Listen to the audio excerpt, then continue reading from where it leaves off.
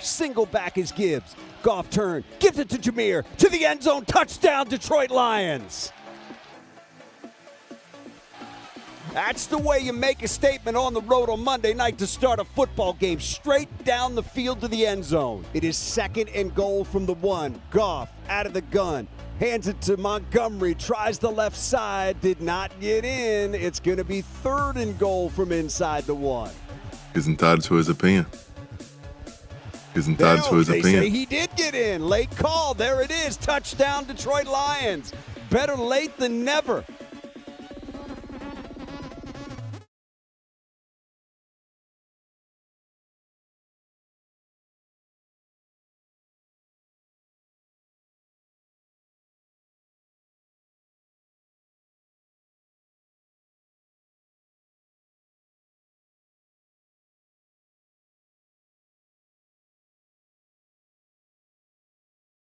All right, let's get it in on a Tuesday. Good morning, everybody. Welcome to the Rise to Grind Morning Show. Apologize about being, dozen minutes late or whatever today. It is what it is. But we're here. We're going to talk Detroit Lions. And we've got a lot of topics, like Eric said, man. We got topics for like 3 or 4 shows. So maybe I'll be on till 1 p.m. today. I don't know. But, man, we're going to talk about Tesla and how he drives a Ford this morning. We're going to recap last night's game, major injuries. Aaron Glenn goes absolutely berserk. New NFC North and NFL standings. I know we touched on it a little bit yesterday, but we're going to give you the full rundown this morning now that the Monday night game is over. 2 teams still unbeaten. And then Detroit Lions news and rumors on a Tuesday. Highest graded Lions versus the Browns. Tim 20-man review. Aiden's night versus the Browns. Was it his best night ever? We're going to get into all that and more. Be right back. Pressured by Hutchinson. He goes down again.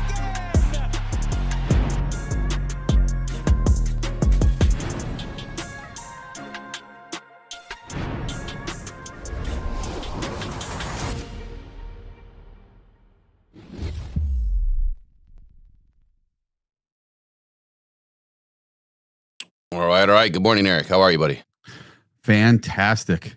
I have some really sad news to start the show today. Uh-oh. The crow populations in Wisconsin and Ohio are way down this morning after so many people are eating crow, talking all that crap about our run game versus the Browns and how the Packers were going to beat the Cowboys. There's a lot of crow getting eaten this morning, so I'm sorry to the population of the crows in those 2 states.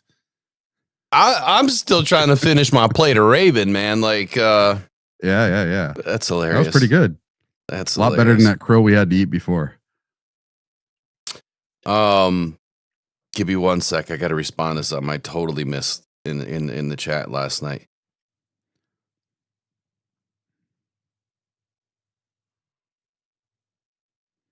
Well, I'll say good morning to everyone. As always, Trace was the very first one in here this morning with Brandy Coffee, Jennifer Steen, Attila the Hun, Robbie Ones.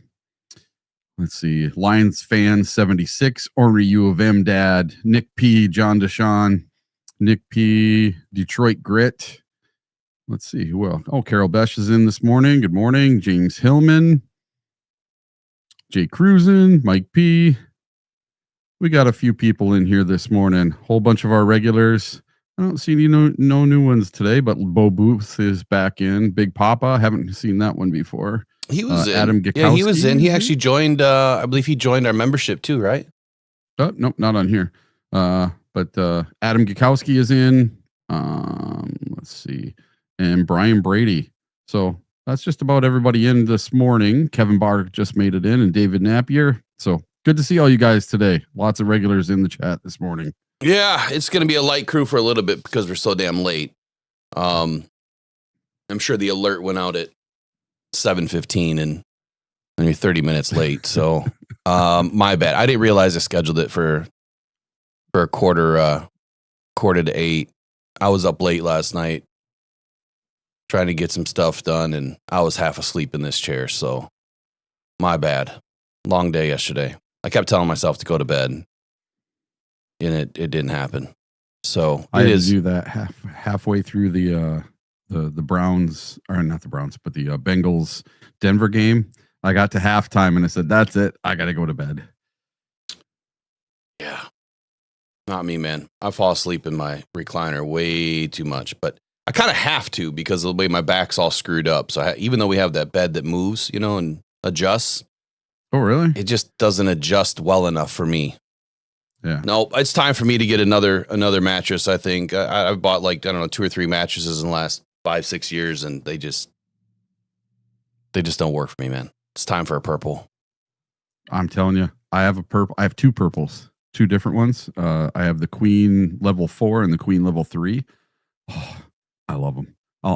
If I could never sleep on anything else the rest of my life, I wouldn't. We just need to find some hotels that have purple mattresses. That's I have to stay in certain hotels because of the mattress situation. If they don't have a good mattress, man, I will not stay in a hotel. Just can't do it. Anyway, welcome in this morning to the Rise and Grind Morning Show.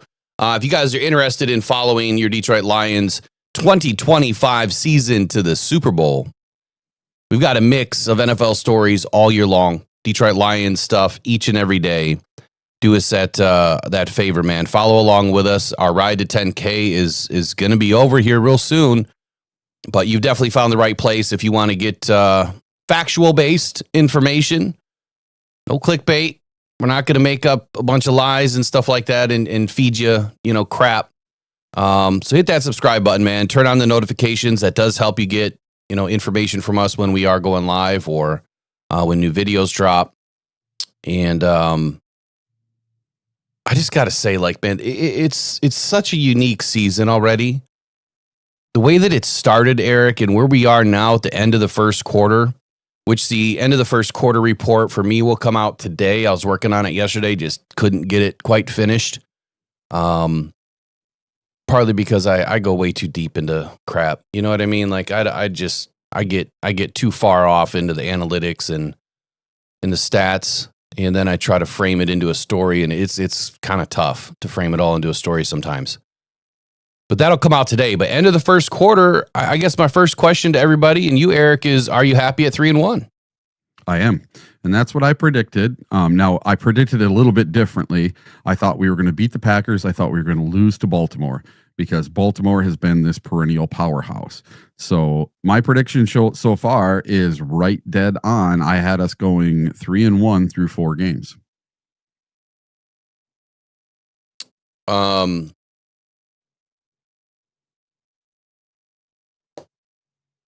Sorry, I was just reading something.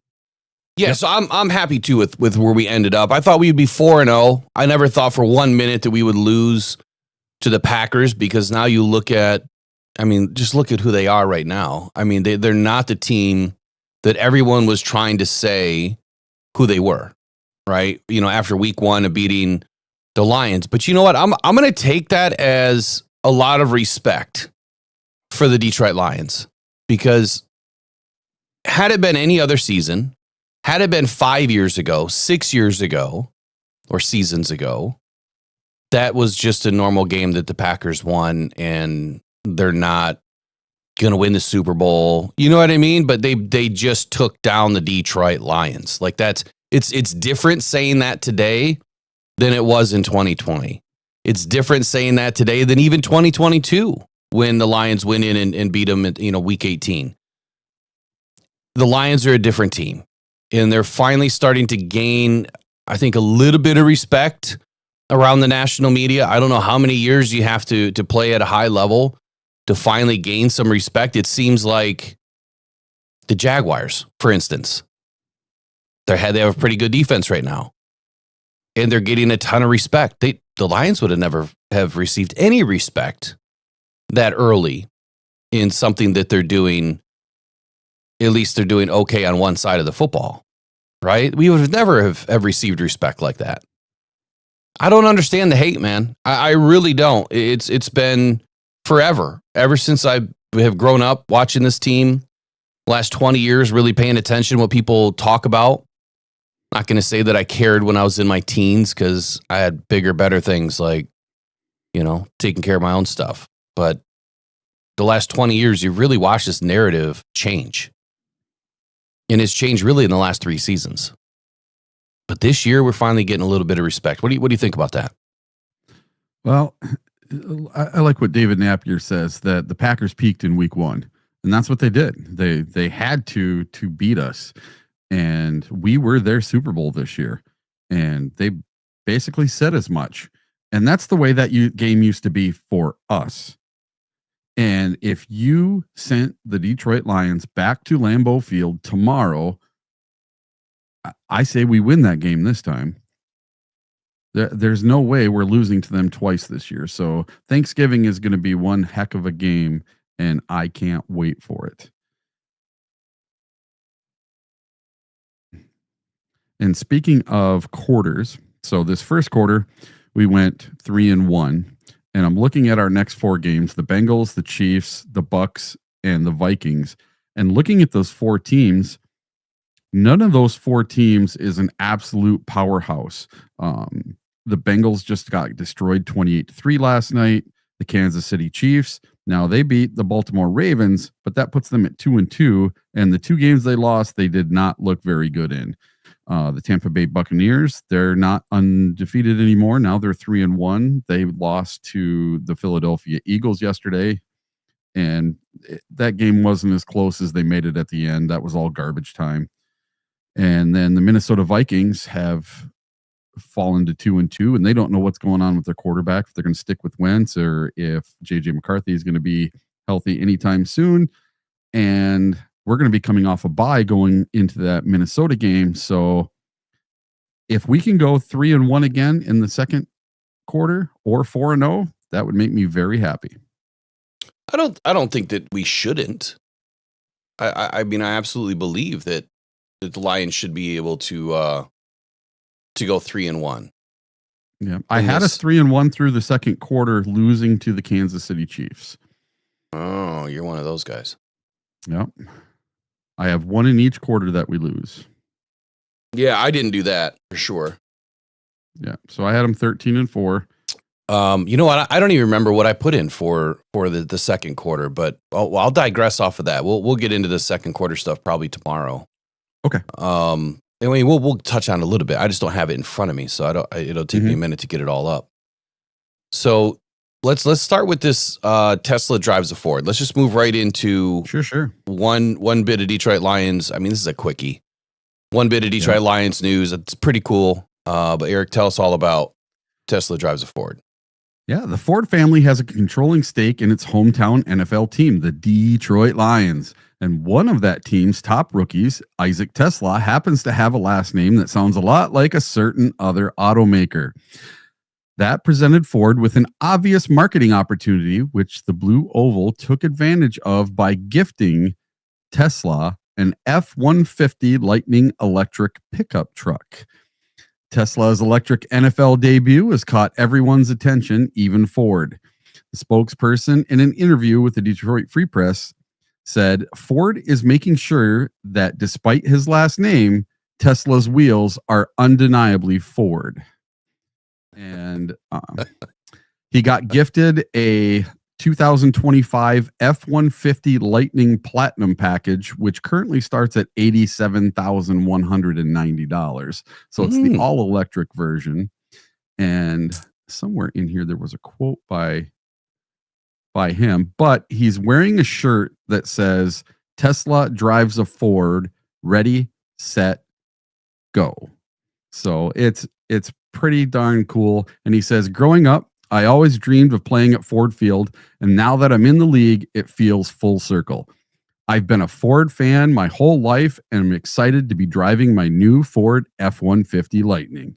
I'd be pretty excited too. Hopefully, all the pictures that I saw, they didn't give him the Lions logos on the truck. They didn't put the stickers or the I don't think they have a Lightning that is in Lions. But they should have. They should have gave him one with leather seats and headrests that are all Lions. It should have been all. It didn't even have leather seats. It looks like it's got leather seats. There's a picture of him sitting in the truck, and he's wearing a Ford hat. I don't know. I mean, how cool is that? Yeah, I think it's awesome. I really like the new vehicle that they're sponsoring now in Ford Field. I think what is the that? Explorer or the Bronco? The Explorer. That Explorer is badass, man. Yeah. I really like that. I was just telling Megan about that. I'm like, I love driving a pickup truck, but honestly, I mean, a Yukon or an Explorer or whatever, or Expedition, it does just the same for me outside if you can't haul a fifth wheel or something with it. But, you can always I like old muscle anyway. I'd rather have an older V8 than one of these newer V6s. So if I'm going to haul a fifth wheel, then I might as well have an older V8 that does that. 2500 or 250 or whatever. But I really like that new Explorer, man. That's pretty sweet. And that's sitting right inside of Gate A as you walk into Ford Field. If anybody wants to check it out. And then if you go into Gate G, there is the new Bronco. Yeah, I didn't see that one. Yeah, the Bronco is all black and it looks like Darth Vader. It's amazing. It's all, lifted with big giant tires. And then the Ford F-150 Platinum version in white is outside of Ford Field, and they have these the sled, the blocking pads on a sled into the back of the pickup truck, and they put it neutral, and you and 3 of your friends can push that truck. And if you push the truck the fastest, then you and your 4 friends get to go down for halftime and be on the field. Really? Yep. Yeah. You won't see me doing that. Yeah. Me and my buddy Doug did it, and we ended up getting second place. Just 2 of us. How many people can do it? 4. Didn't get any helpers?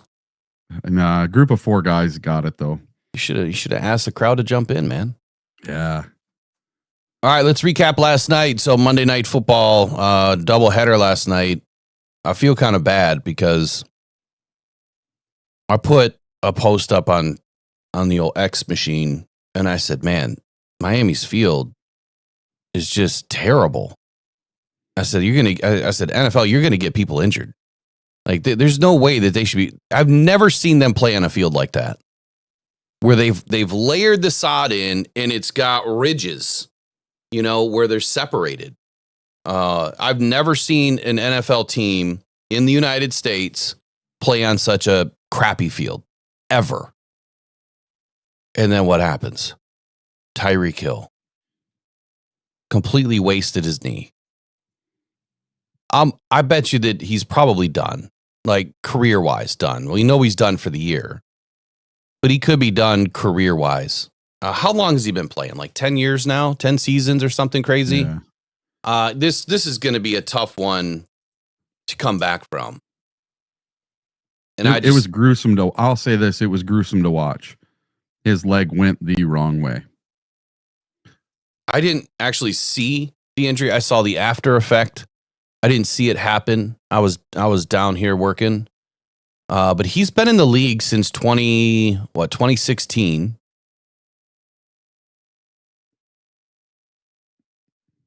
So this is his 10th year, 10th season. And he's been pretty healthy throughout his career. I mean, he missed 4 games in 2019. He missed 1 game in 2017. He missed 1 game in 2023. That's it.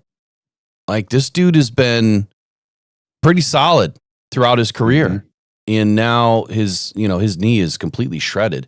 The report that came out last night, I mean, initially they said he dislocated his knee and tore some ligaments, or tore a ligament, but it's worse than that. It's I'm trying to find where I put that information.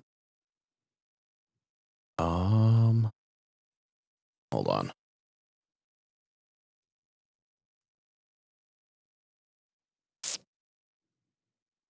And I also thought it was kind of weird that when he was getting carted off, like, he was so happy. Like, how could you be happy? I don't know if he was in shock or what, but he was like saying yes and number 1 and clapping and waving to the fans. It's like, what is going on here?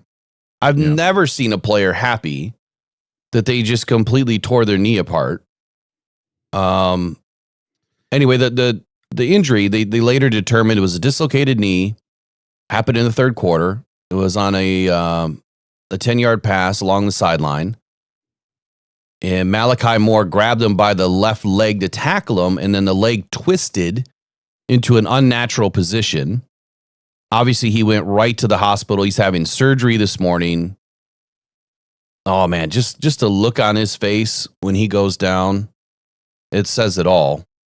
Let me throw that up. But the report wasn't just dislocated knee and one ligament. It's like multiple ligaments that are shredded. And that's where I'm thinking like this might be too much for him to come back from.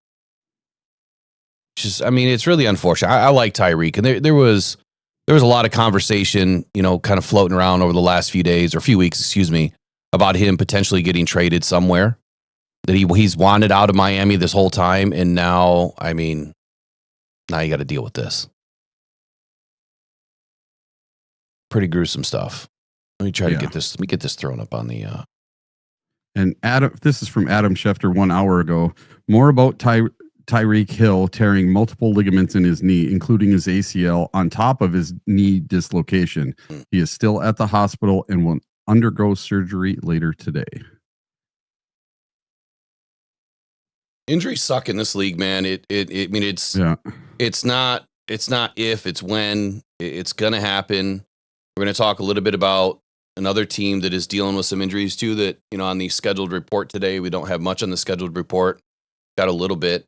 But let's take a look at the screen here. This is Tyreek's immediate face as he goes down to the ground. Oh, hey, we still got our buddy up there, Tesla. He's giving him a ride. Yep, giving him a ride to the old hospital. But yeah, you can see where his left hand is grabbing it. You can see the kneecap sticking out. You see that? Yeah. Yeah, it's poking right through there, his sock. I don't know if it's actually through the skin. I don't think it's through the skin, but it's definitely poking out to the left. His knee is totally on the left side of his leg. That is tough, man. Thumbs up, thumbs down last night on Miami's jerseys. What do you think? I liked them. I did too. I did too. Great. Thought it was a great color combo. Man, prayers up to Tyreek. Get better. Heal up. We'll see if he comes back and plays again. He made it 10 seasons in the NFL. I don't know that I would come back. Would you come back? I'd probably say that's enough. I probably would too. All right, let's move on to the Jets. So Miami, they ended up hanging on last night to win that game. The Jets on the other side, not a great game for them. Their offensive line is absolutely trash. Justin Fields running all over the place. It just seemed like as soon as the ball was snapped, he had 4 or 5 guys on him on so many plays. You could tell that he was very frustrated. I would be too. Right? I would be too. You're going to let him get that beat up last night. And this is a guy that has wheels, and he couldn't even use his wheels because he couldn't go anywhere. They were penetrating that offensive line like they knew what play they were calling. Aaron Glenn, not happy. Matter of fact, Eric's going to tell us here in just a moment what happened with Aaron Glenn. But the Jets last night lost 3 turnovers, giving them the worst turnover margin in the league in 2025 at -7. Whoa. They were called for 13 penalties, 101 yards. The defense missed tackles. They left receivers, they're using their word, prancing free, and they cannot make a game-changing play. The only team this season without a takeaway through 4 games are the Jets.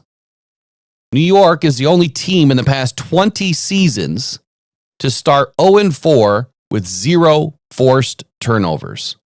This does not sound like an Aaron Glenn team to me, based on what we've learned about Aaron Glenn and his time in Detroit and what he stands for about getting turnovers and getting after the quarterback and being aggressive on defense. That does not look like a good team to me. And I don't know if it's just, the first year, just like Dan Campbell had a rough first year. It's expected. Ben Johnson's having a rough first year, and I hope it continues. Not so much for Aaron Glenn. I want to see the Jets come back. I want to see the Jets, get back into the dance and, potentially see him later at the end of the season. Just won't happen this year. Here's what Aaron Glenn said. One of things that he had said. I think this is what he said. Why is it not telling me that it's his quote? Well, you want me to go over what he did in the locker room? Yeah, just one sec. He said, but what we have to do is get back to work. That's the only way we can fix them. He said of the mistakes. Really take a look at these penalties and take a look at these turnovers. And we have to understand, before you can win games, you have to learn how not to lose games. And we have to do a better job in that case, and we will. Look, Aaron Glenn is going to have his good days and his bad days. Dan Campbell had his good days and his bad days. It could take a few seasons to turn that team around. Obviously, they're in a rough situation after the whole Aaron Rodgers thing. They paid way too much money for some players that they're going to have to, get themselves out from underneath. I think Aaron Glenn will have this team turned around. I don't think he's lost a locker room or anything like that already. But they need a win. They definitely need a win. And once they get a win, I think that things will start to turn around a little bit for them. But right now, man, this team's underwater. And I mean, they're barely getting their head to the surface. Each and every game, they're just getting beat from every direction. But Aaron Glenn was not happy, obviously, and he shouldn't be. But tell us what happened last night. Aaron Glenn going berserk. Yes. Multiple reporters covering the game noted a very unhappy Aaron Glenn airing his frustration with his players in a closed-door meeting. Hearing loud voices through the wall of the Jets locker room as we sit in the press room sounds like an angry Aaron Glenn screaming at the team, per ESPN's Rich Cimini. And then SNY's Connor Hughes added, Glenn giving a very passionate speech to Jets locker room, can hear it on the other side of the wall. He was laying into the team quite a bit. And they committed 3 turnovers and 13 penalties. Aaron Glenn was none too happy last night. I wouldn't be either. And I think with the tools that Aaron Glenn was given, he's going to have a rough go of it in this first year. But you give him a couple of years and he'll get this team turned around. I think so too, man. It's just going to take some time. Obviously, Ben Johnson's already had his first win and now a tie. So he's doing a little bit better. But I think that the quality of team that Ben Johnson inherited, vastly different than the quality of team that Aaron Glenn inherited. I think he has some key pieces, and he'll develop those core pieces. And eventually, I think the Jets are going to be back. Give it another season after this year, and I think that they're going to be, at least competing within their own division. Doesn't necessarily mean they're going to be competing throughout the rest of the league. But I think at least they'll be competing in their own division, which, that division is what it is right now. It is what it is. It's not an overly difficult division, but it's not a tough, easy division either.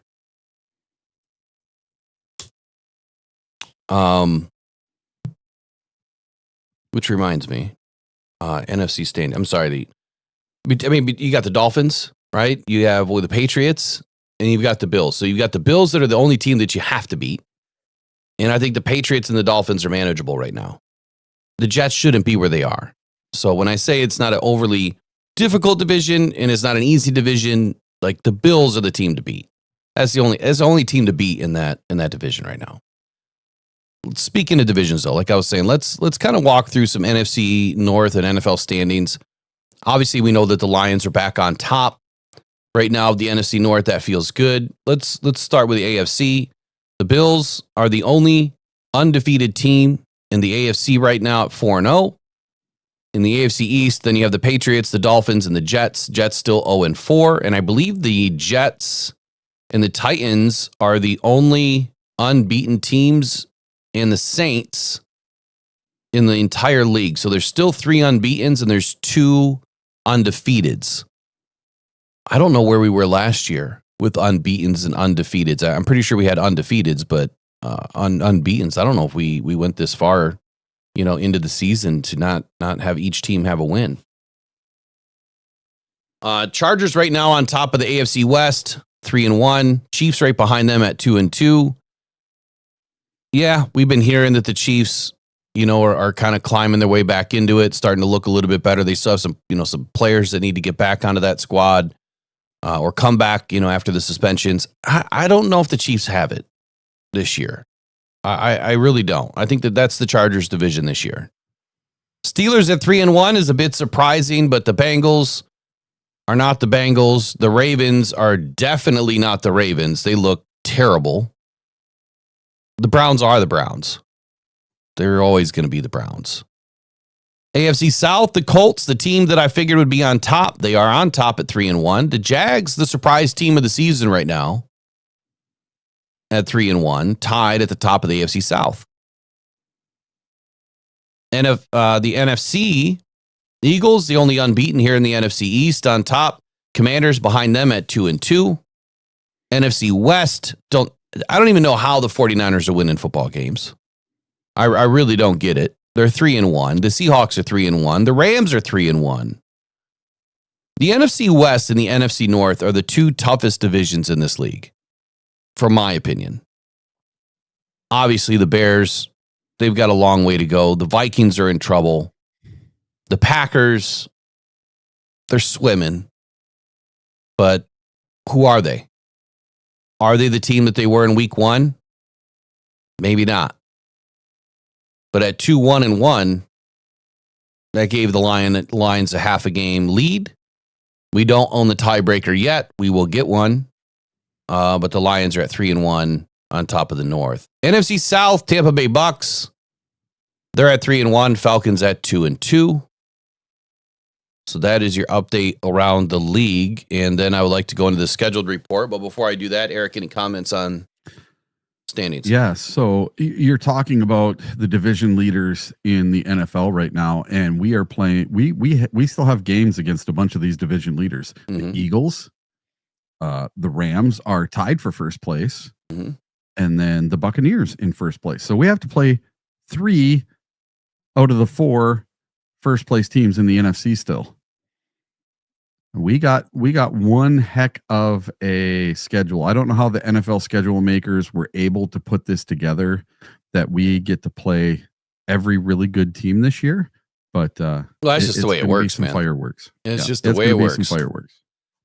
So the scheduled report talking about the unbeatens, or I'm sorry, not the unbeatens, talking about the teams that we still have yet to play that are on top of their division.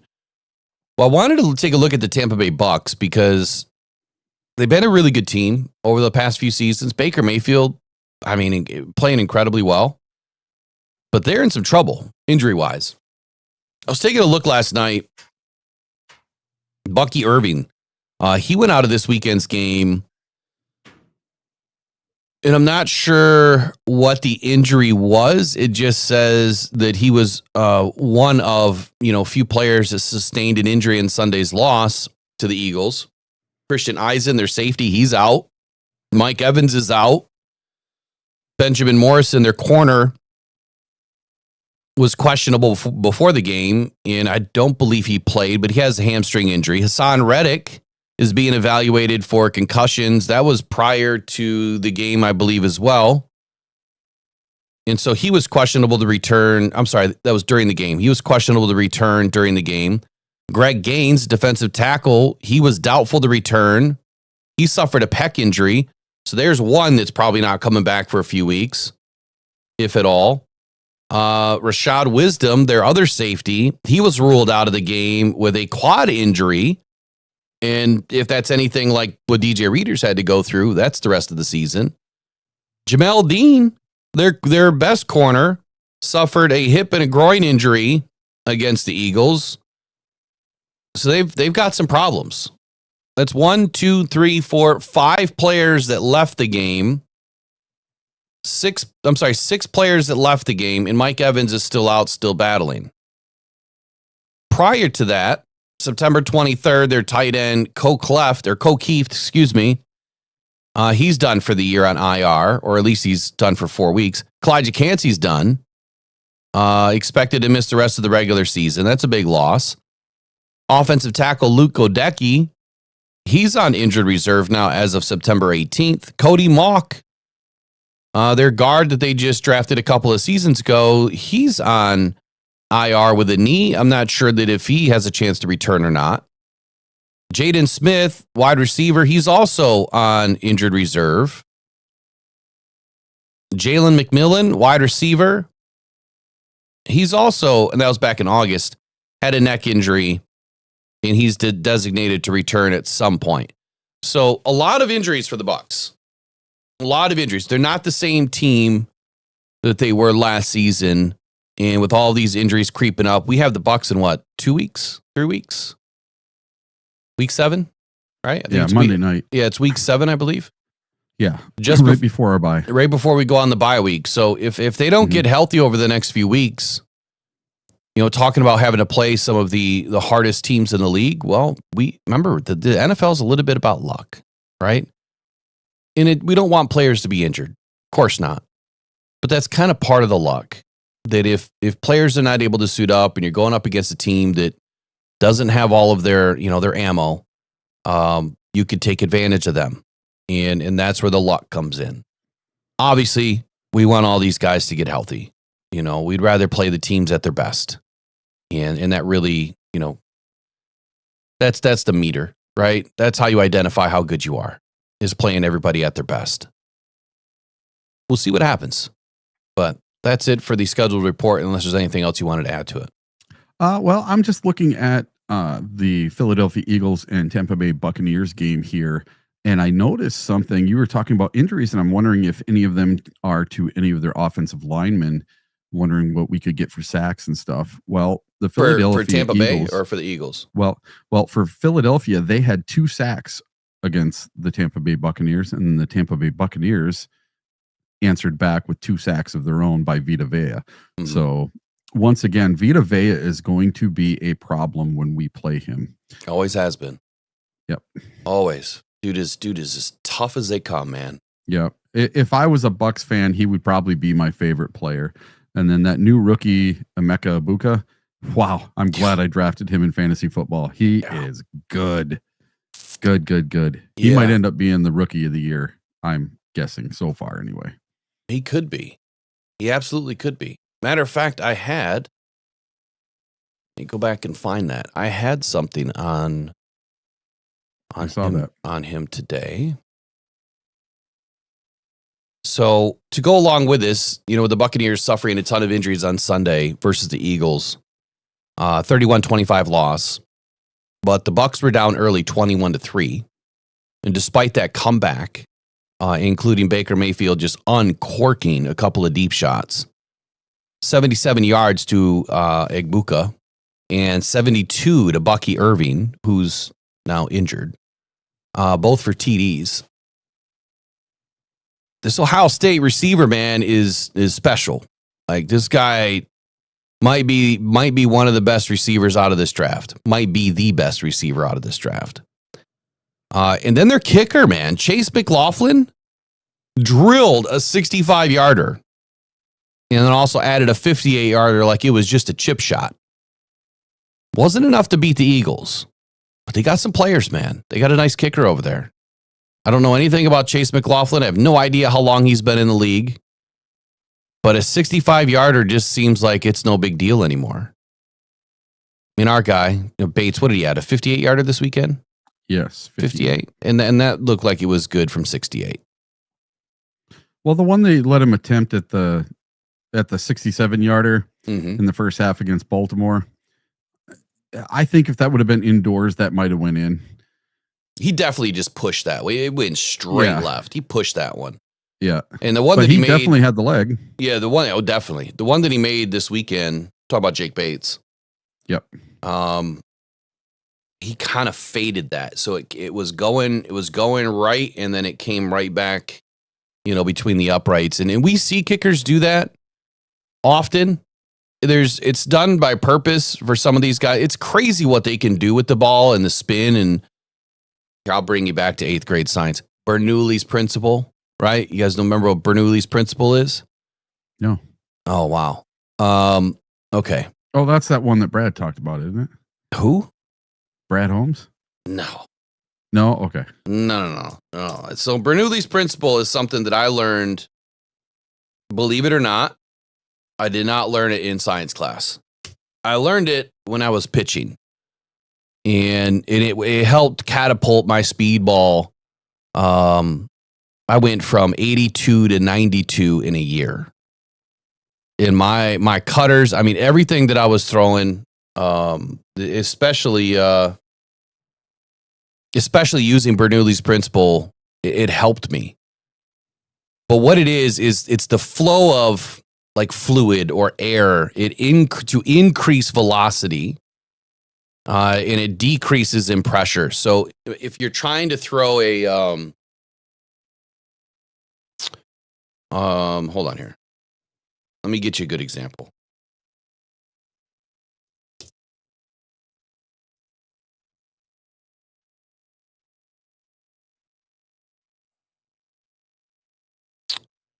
You're trying to throw a curve.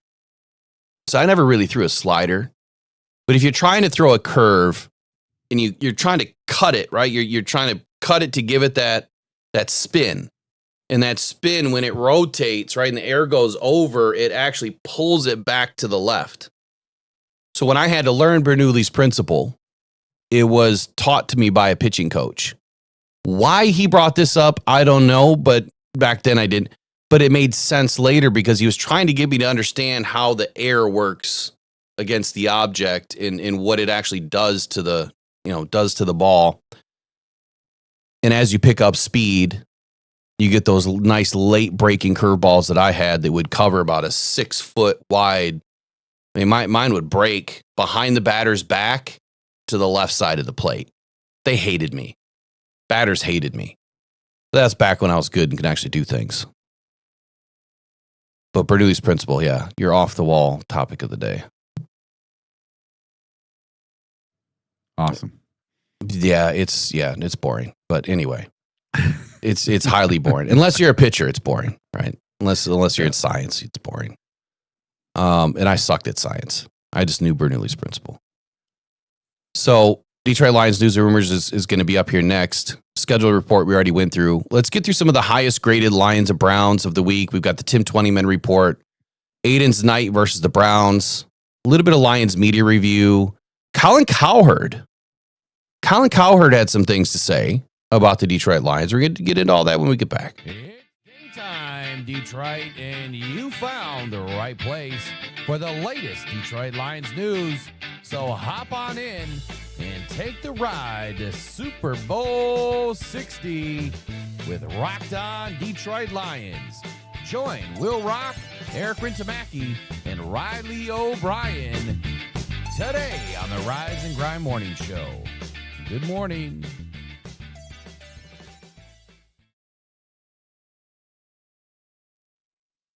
Okay. Let me see what I want to start with. Let me just dive right into Aiden real quick. And then I want to switch over to Colin Cowherd. All right. So Aiden over the weekend generated 9 pressures on 36 pass rush attempts. Good for 25% win rate. It was his most pressures in a game since when? That's the question. Since when? That was the most pressures in a game for Aiden since when? What was his good game last year against the Bucks? I can't give you any information. I'm going to say against the Bucks last year. That was his amazing game, so I'm going to say against. So I'm going to ask the chat. I'm going to put it up. I'm going to do a Q&A. When was Aiden's last best game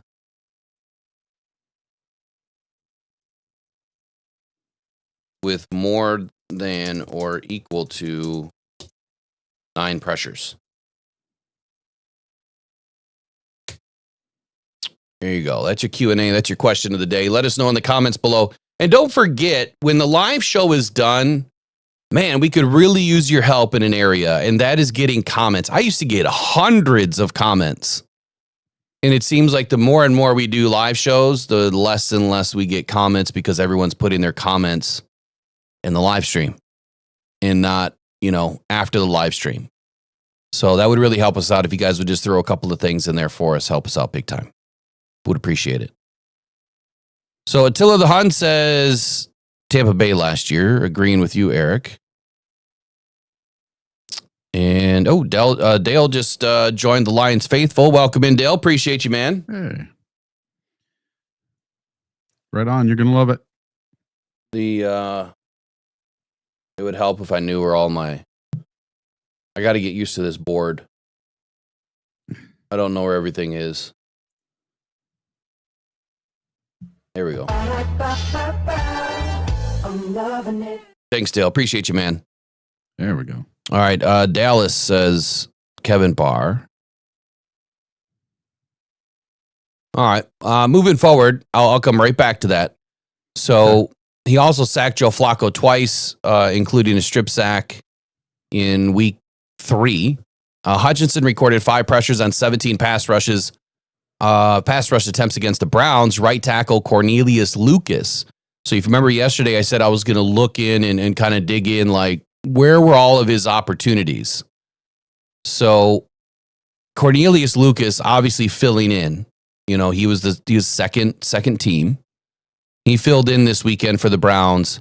And this is where Aiden Hutchinson recorded both of his sacks against Cornelius Lucas and 3 out of 4 of his quick pressures of the night. And remember, a quick pressure is under 2.5 seconds.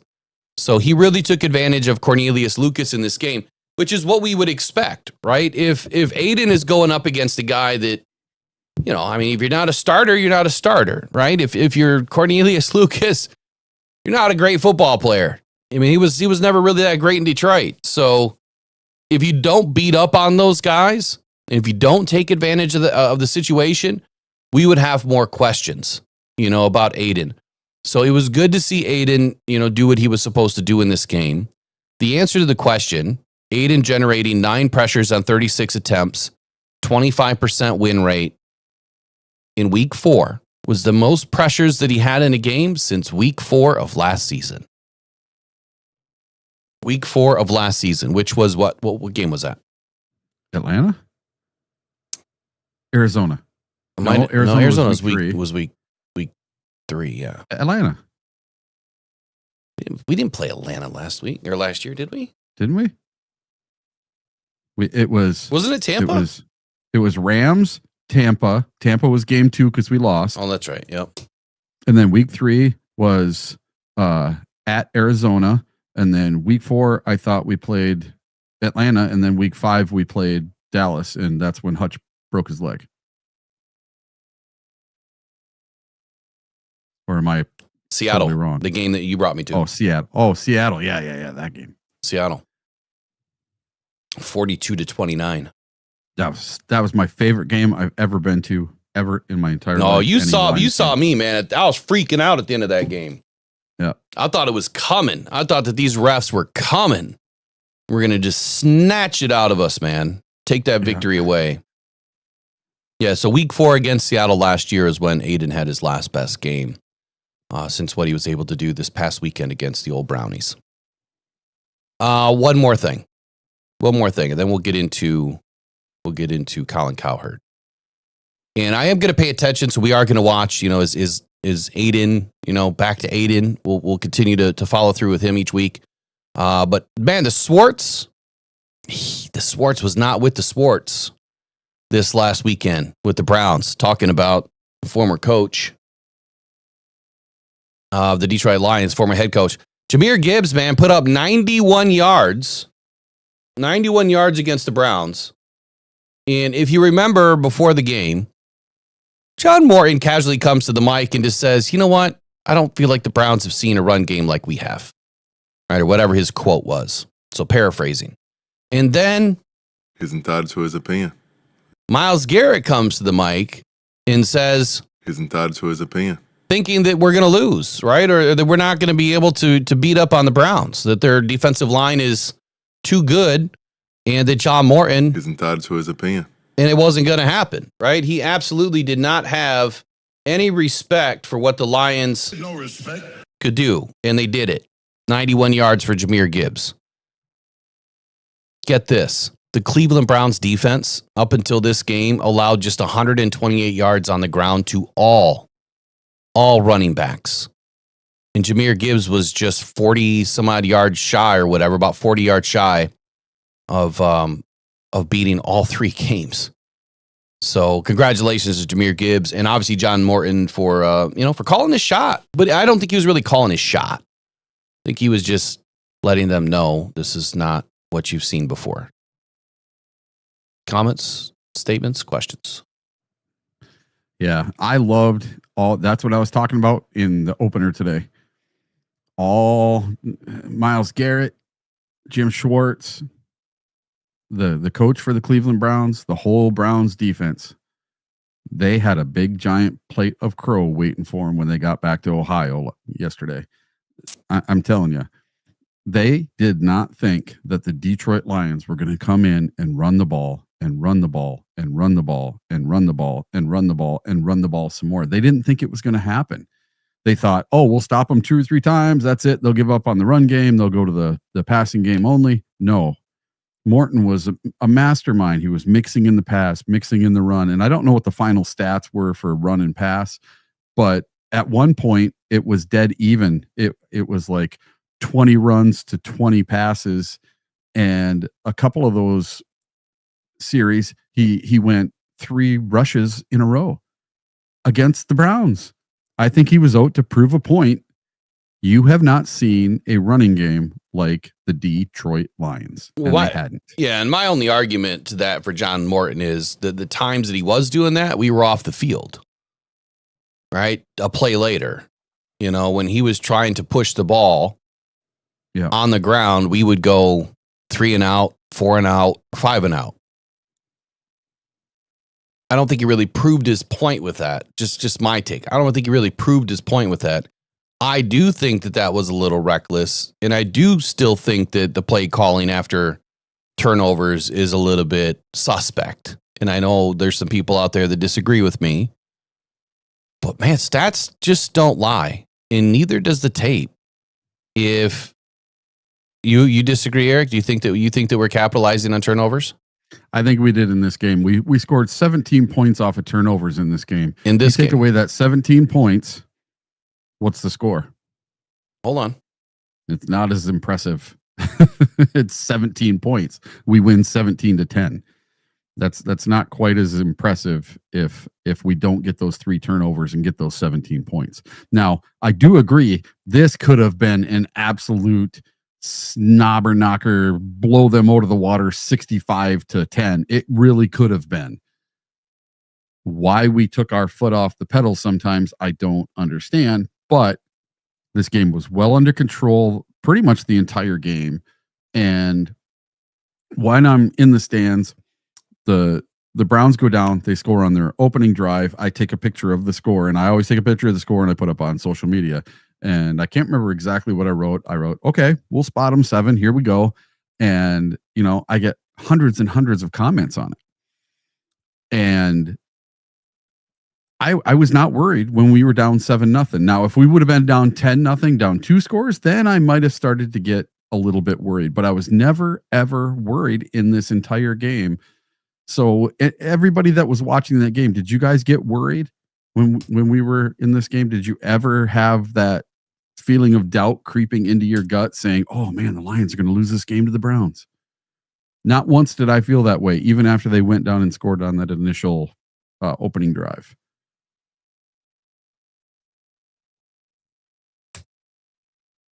Okay, so this is the first game of the season that the Lions capitalized on some turnovers, right?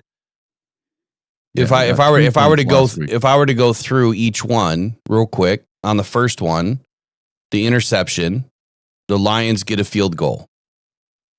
But the Lions start at the 33-yard line of Cleveland. 33-yard line. You'd put a 13-yard pass up, complete it, and then you go 1-yard run, 0-yard run, 5-yard penalty, 7-yard pass, and you take the field goal. That is a failure. You don't start on the 33 and not put it in the end zone. That is a huge failure. Why you're trying to run the ball when it hasn't worked really to that point, and the pass game was working, and you're that close to the end zone, not one shot to the end zone from the 33-yard line. So that was a failure to me. So that's a little suspect, because it's been a continuation of those calls throughout the season. All right, the second interception. The Lions start at the Cleveland 19. So yeah, you better. Or no, I'm sorry. They're at the 19. The Lions start at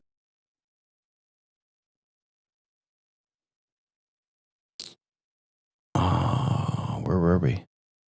The 2? Did we really start at the 2-yard line? We went 98 yards again? No. Hold on. Oh, yeah. It was at we were at the 5-yard line. Yeah, because that was the one that DJ Reed brought back. Okay, so yeah, off the interception, you start at the 5-yard line. You absolutely better score.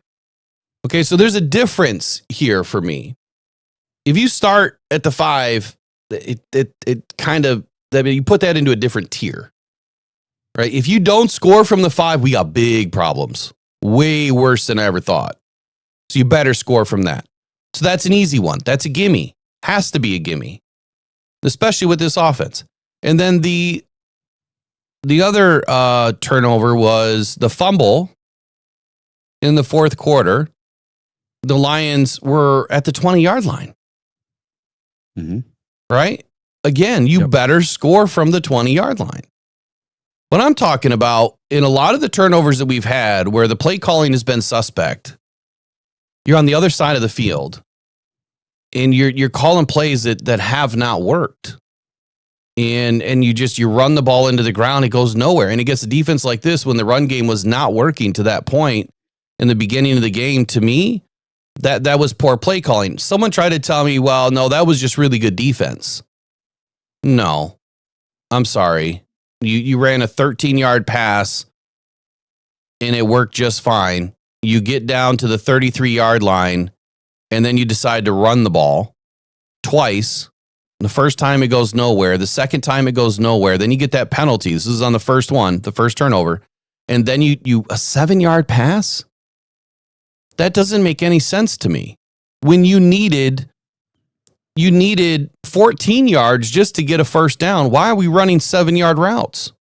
You weren't going to get any yak on that. It was too tight. So to me, it was a little bit suspect with the play calling on the first one. Yeah, on the last or the second 2 turnovers, they better have scored on those. Absolutely better have scored on those. Otherwise, we'd be having a different conversation right now. Let's go back to real quick to kind of go off schedule here. I have a question for you too, Will. Go for it. I don't know how to look it up. How many running backs have scored a rushing touchdown versus the Browns this year? I have no idea. Probably not many. I think there's only one, if memory serves me correct, and it's Jahmyr Gibbs. Could be. You would look it up on here. I can look it up.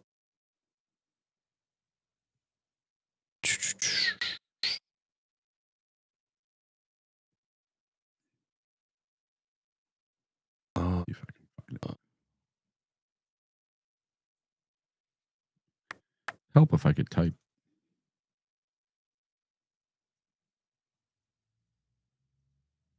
All right. So the Browns have allowed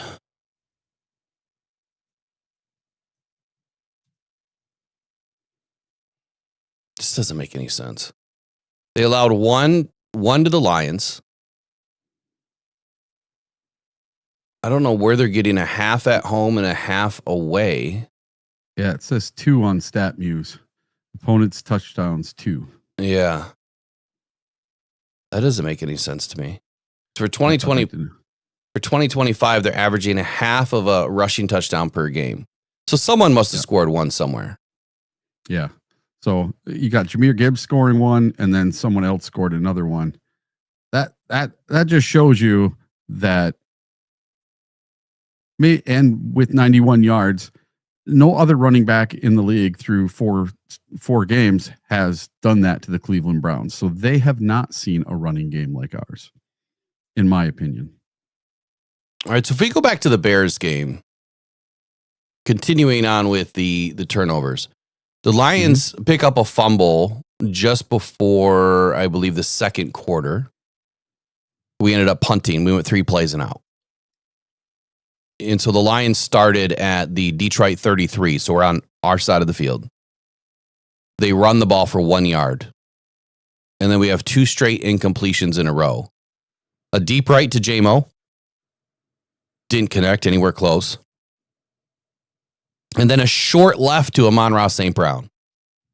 And that's the thing that I don't understand. You need 9 yards, and you're going to short left.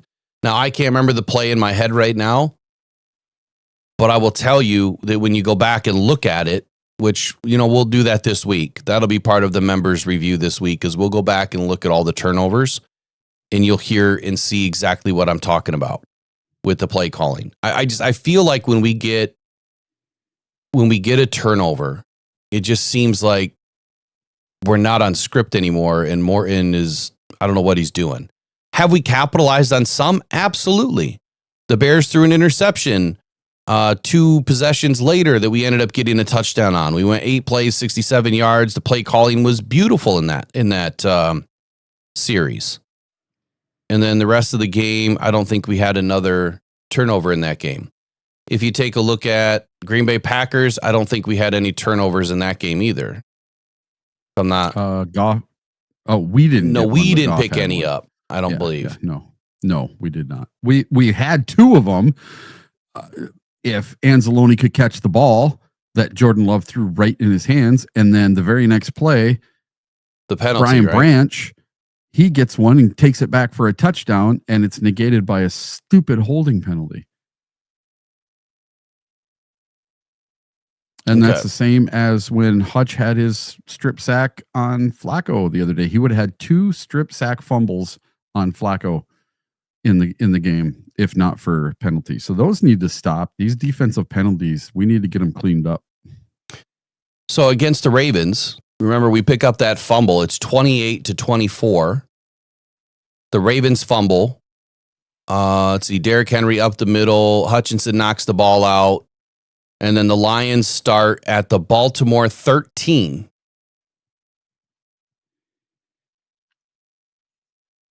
At the Baltimore 13.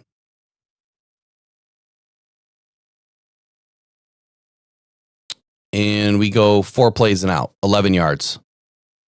So we do a 3-yard run, a 15-yard penalty, a 1-yard run, a 1-yard run after a 15-yard penalty.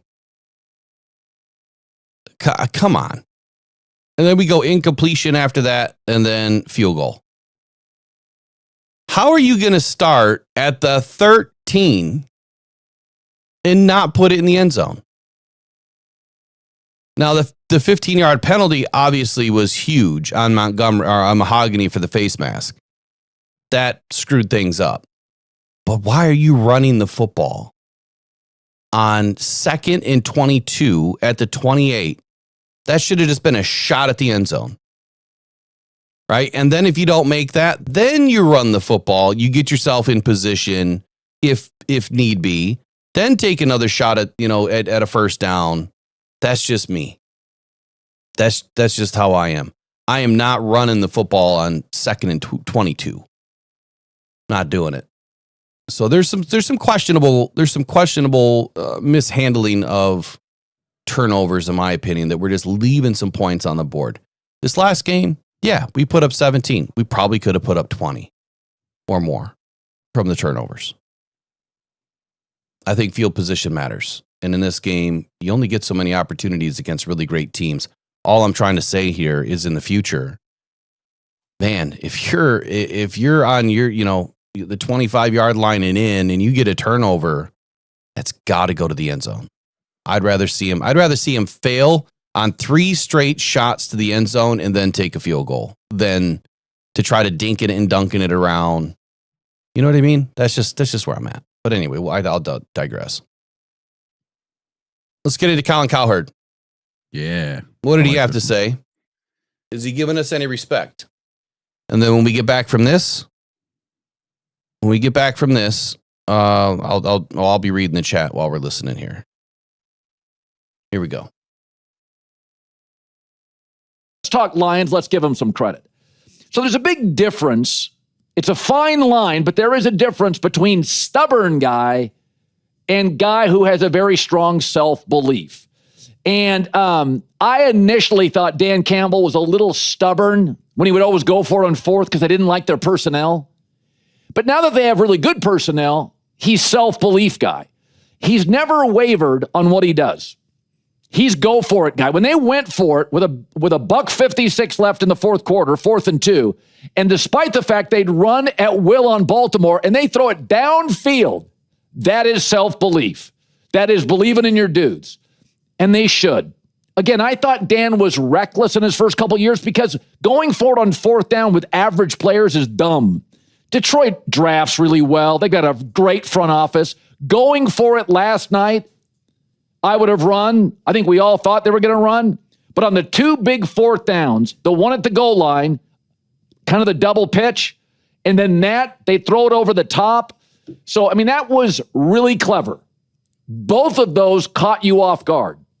They don't have a tush push, and yet the last 3 years, they're number 1 in the league on 4th down conversions. They don't have a tush push. They have a Goff hands it off, give it to Gibbs, but they don't have a tush push.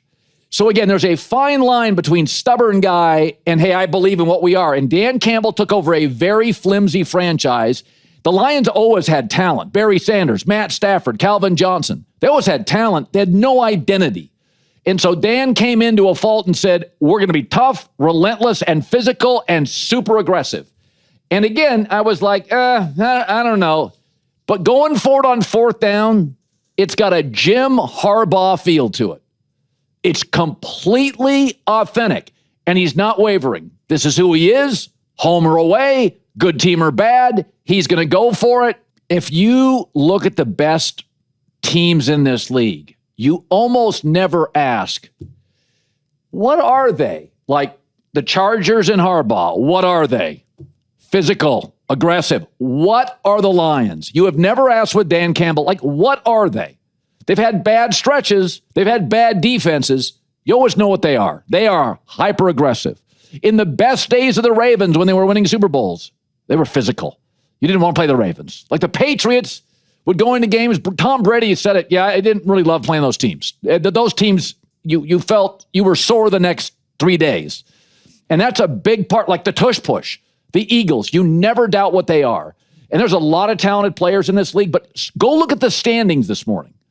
And if you look at the top, the 3-0 teams or the 2-1 teams, almost always they have an identity. You kind of know what they are and what they stand for.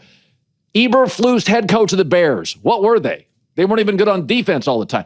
Mike McDaniel and the Dolphins, they're fast.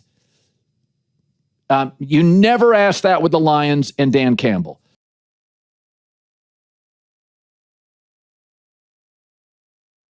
Okay. Thoughts, Eric? This is what you wanted to bring up. What do you think he's saying here? Well, so this is the notes that I wrote down. Has Colin Cowherd changed his mind on Dan Campbell? He used to say he was reckless and a meathead, and now he's changed his tune. I really think he's starting to come around to actually giving Dan Campbell a little bit of credit. We don't have a tush push, yet we're still number 1 on 4th down in the NFL. I think we are 7 of 9 on 4th downs this year so far. We're kicking butt and taking names on 4th downs, and we're doing it a different way every time. We're not always running it up the gut with David Montgomery. We're not always giving it to Amon-Ra to pitch out to Gibbs. We're not always letting Amon-Ra leak out against a linebacker and throwing it up over the top into the turkey hole. And we're doing it a different way every single time. And I love it. It's been really creative on 4th down. And I've been saying this for a couple of years now that I think Dan Campbell, when he came here, they wanted to do a Moneyball thing. They wanted to do something that would change the NFL in a good way. And let's take all this old coaching and let's put it aside and let's make this the new NFL. And I think that Dan Campbell has really made the push to make that happen. And I also think the Eagles have done it too with their tush push. But I'm going to say this right now. They have talked about having an emergency meeting of the owners.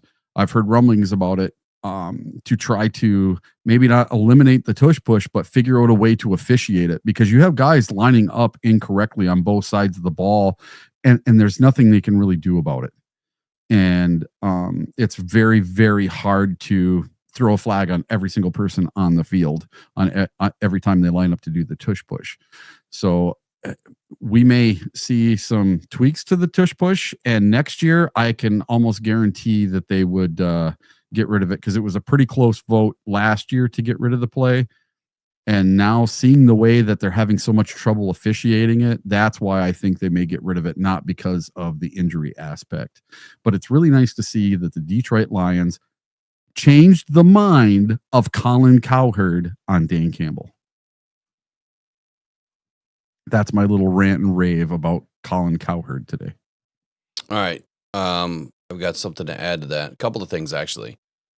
Well, I think it was last week that I reported the emergency meeting, or the potential for the emergency meeting, that they were thinking about calling to get the competition committee together to review this, because they can't officiate it. It's really hard to see what's going on in the scrum. And I understand it. I mean, I get it, that you want to make sure that you're getting every play right and every call right, and that it's properly officiated so that you can call the penalties if there are some, right? And if you can't see, you're kind of eliminating the ref's ability to call a clean game. Maybe that's why the Eagles started to do this. Maybe they realized, hey, you can't see what's going on. You have no idea what's happening in there. So I understand it. You know, they want to get a camera right above is what they want to do. They want a camera right above it, the way I read it. And that way they can see down everything that's going on. And then after every tush push, it's automatically reviewed, score or not.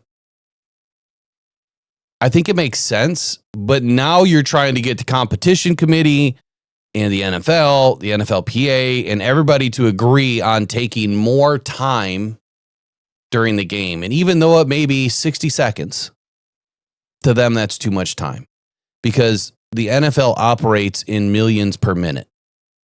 Millions, right? Millions per minute. And 60 seconds reduces millions per minute to them. So we'll see what they do. We'll see what they say. I made a couple of notes.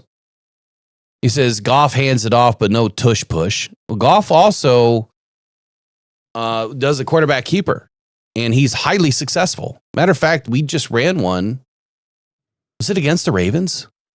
Yeah, he's 100% Goff. Yeah, we ran one against the sneaks. We ran one against the Ravens. I thought that where he just had a giant hole that he just dove into.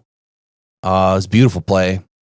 Talking about Dan Campbell being the stubborn guy versus the I believe guy. Dan Campbell walks into this league. If you go back 2 years ago, which coming up on the 2-year anniversary here, this channel here pretty soon. I used to do a lot of shorts back then. I used to clip up a lot of content.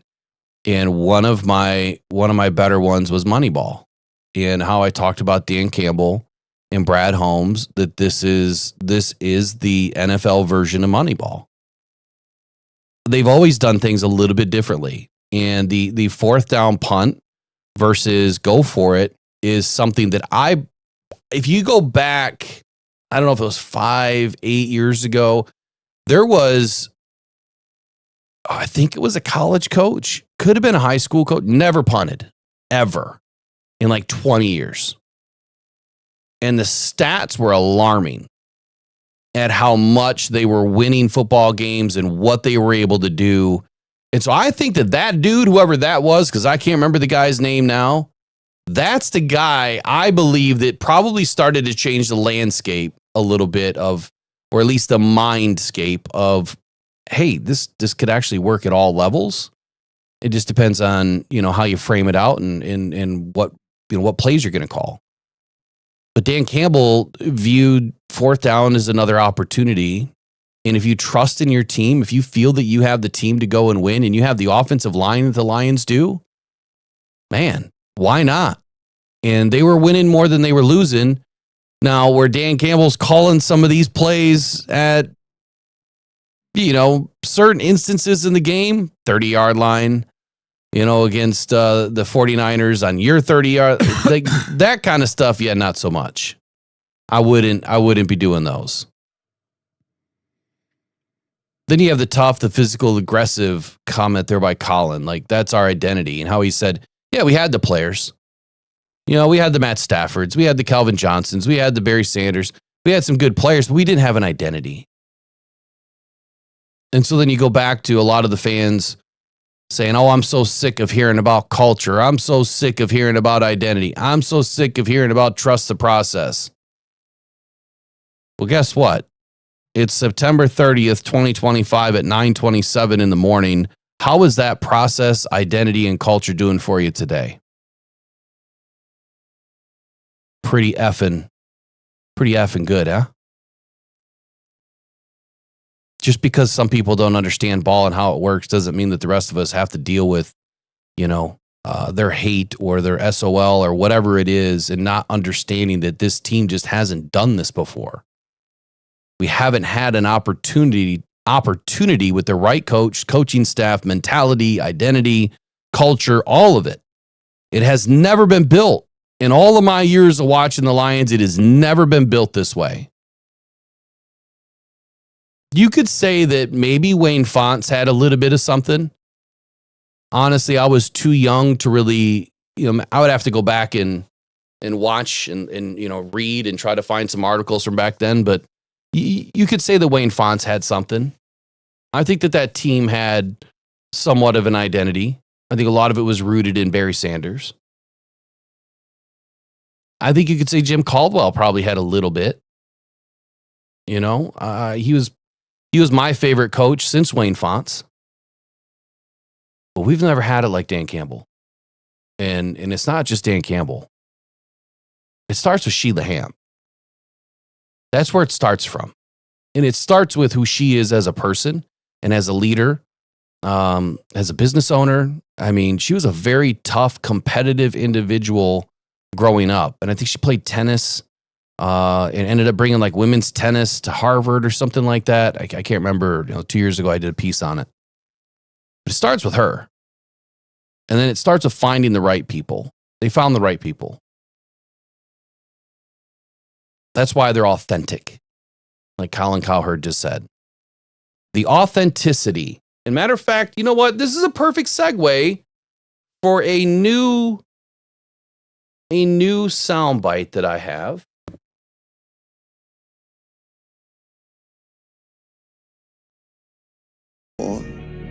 Know yourself.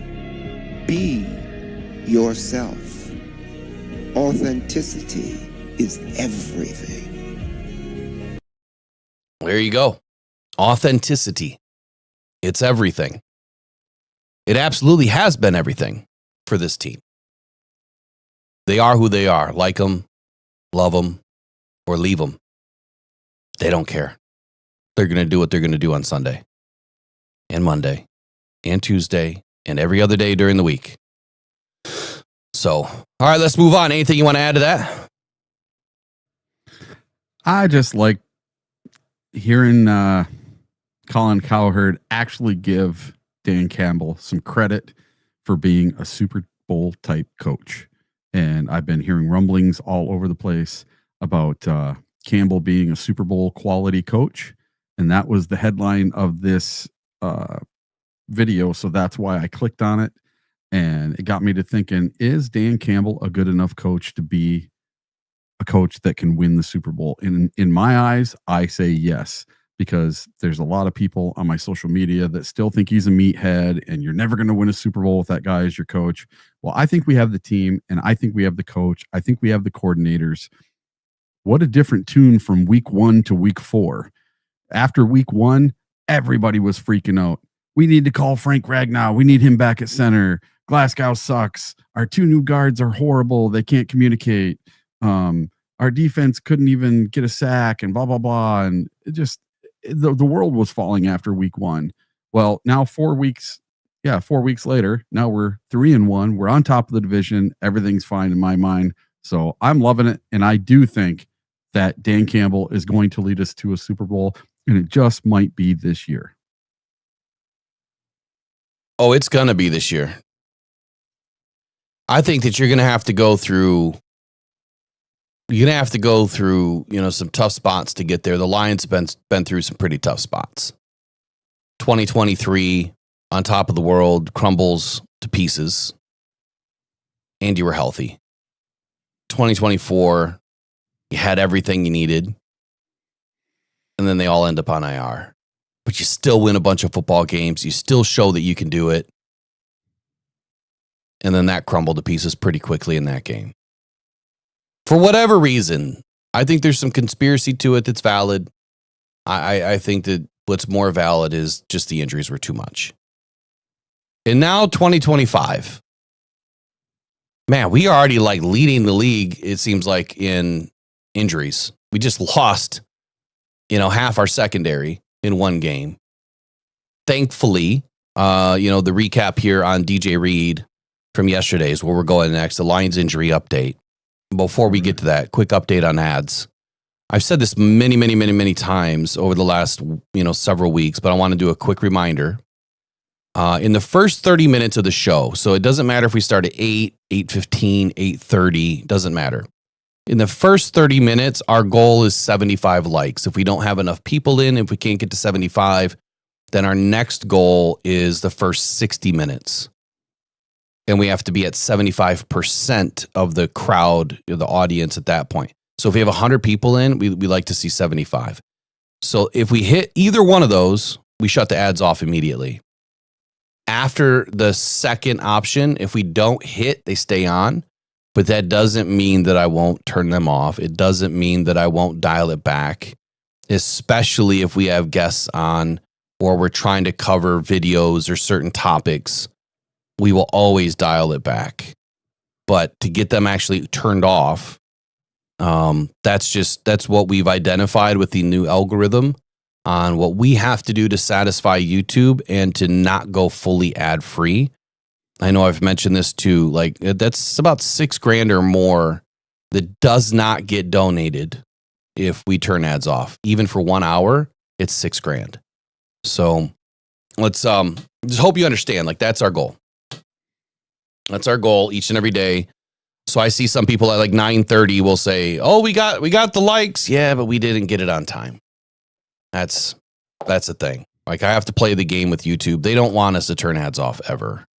We get the option to do it, but then you know as well as I do, they won't promote your stuff.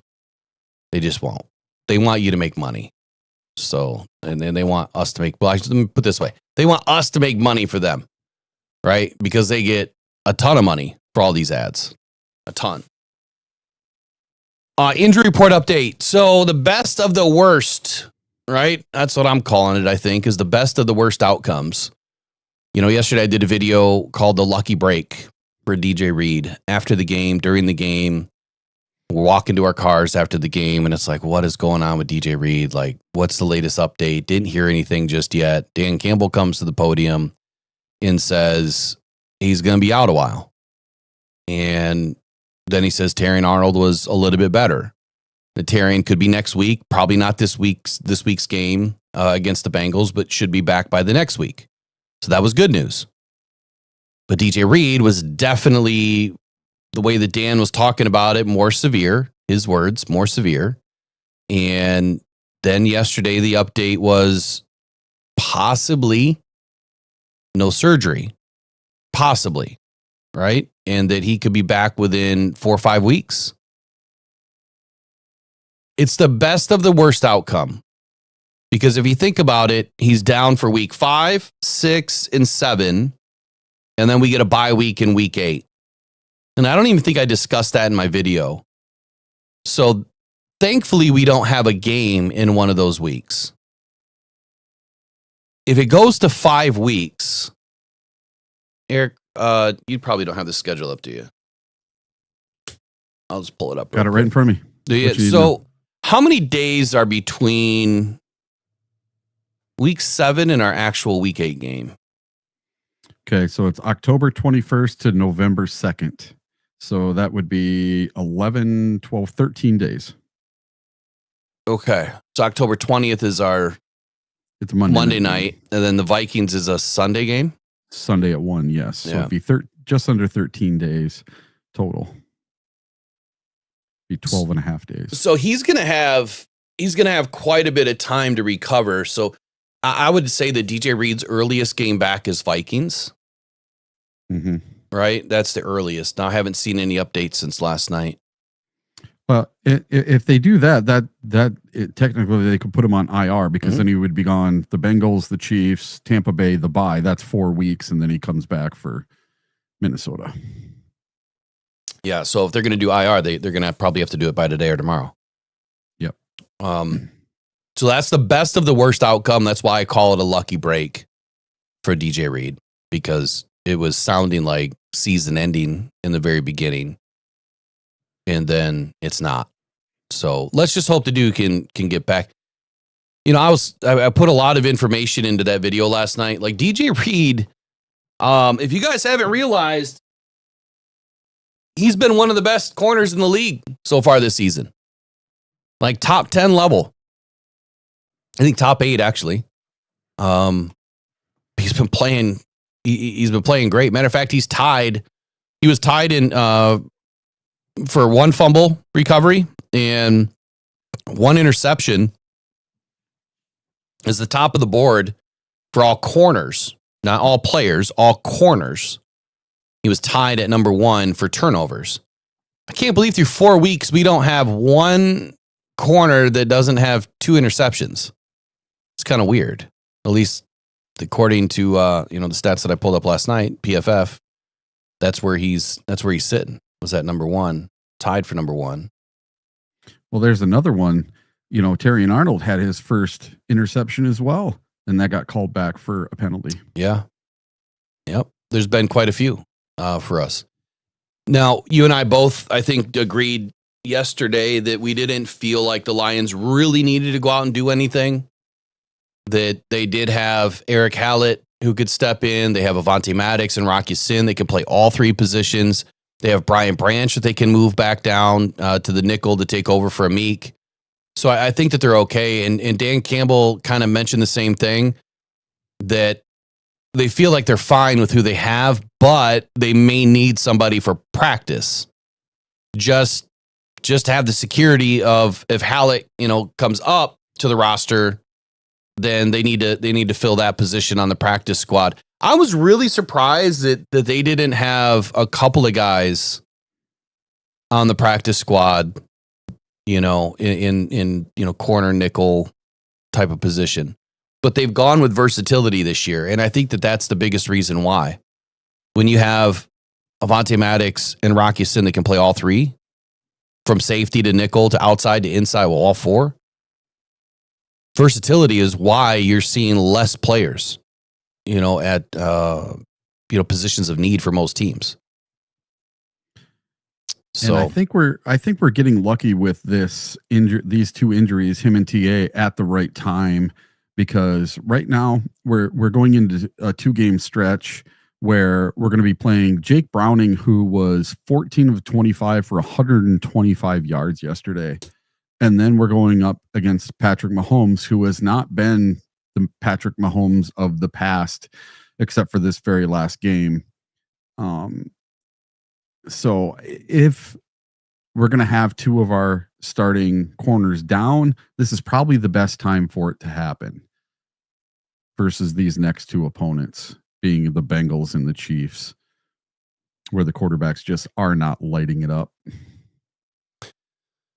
Yeah, the thing about Patrick Mahomes though, man, is he always figures out a way. He always, yes. Not only that, but he's on that new trajectory where maybe, I mean, he's playing behind the 8 ball this year because he's missing all of his top receivers to start the season. He's missing at least one of them, and then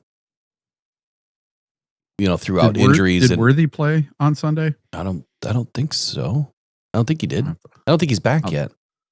I don't know for sure. I'm gonna look up their box score. I don't think we have Nick Whiteside, Attila.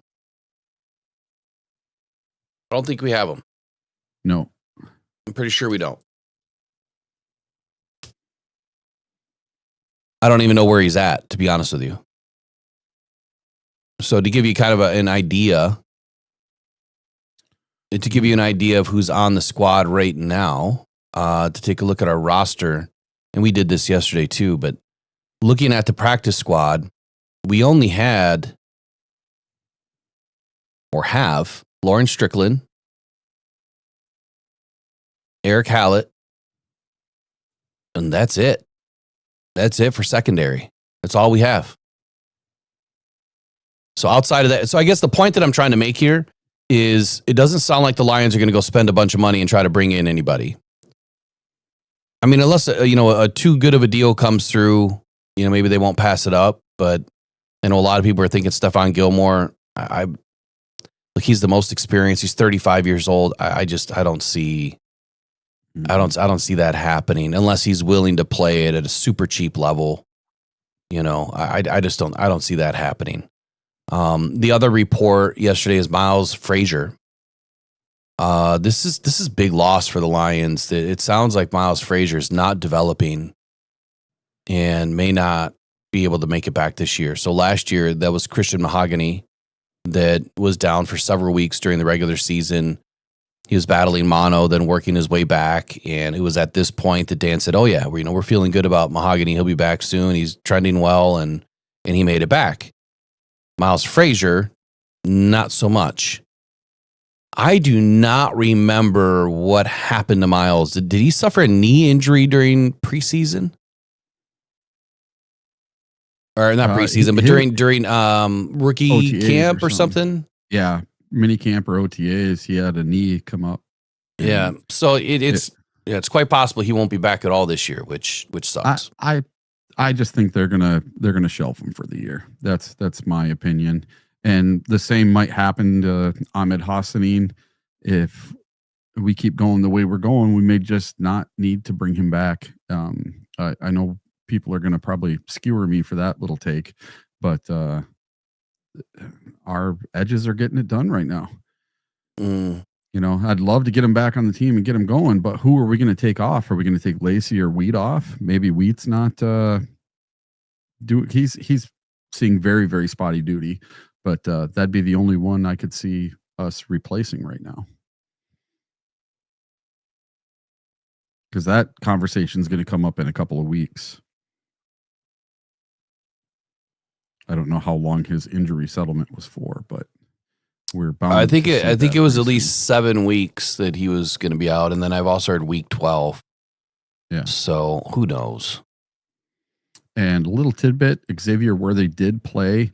He had 5 receptions for 83 yards and 2 carries for 38 yards. Patrick Mahomes was 25 of 37 for 270 yards and 4 touchdowns.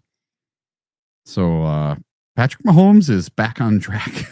Yeah, a little bit, huh? A little bit. That's one we're going to have to worry about right there. I don't think so.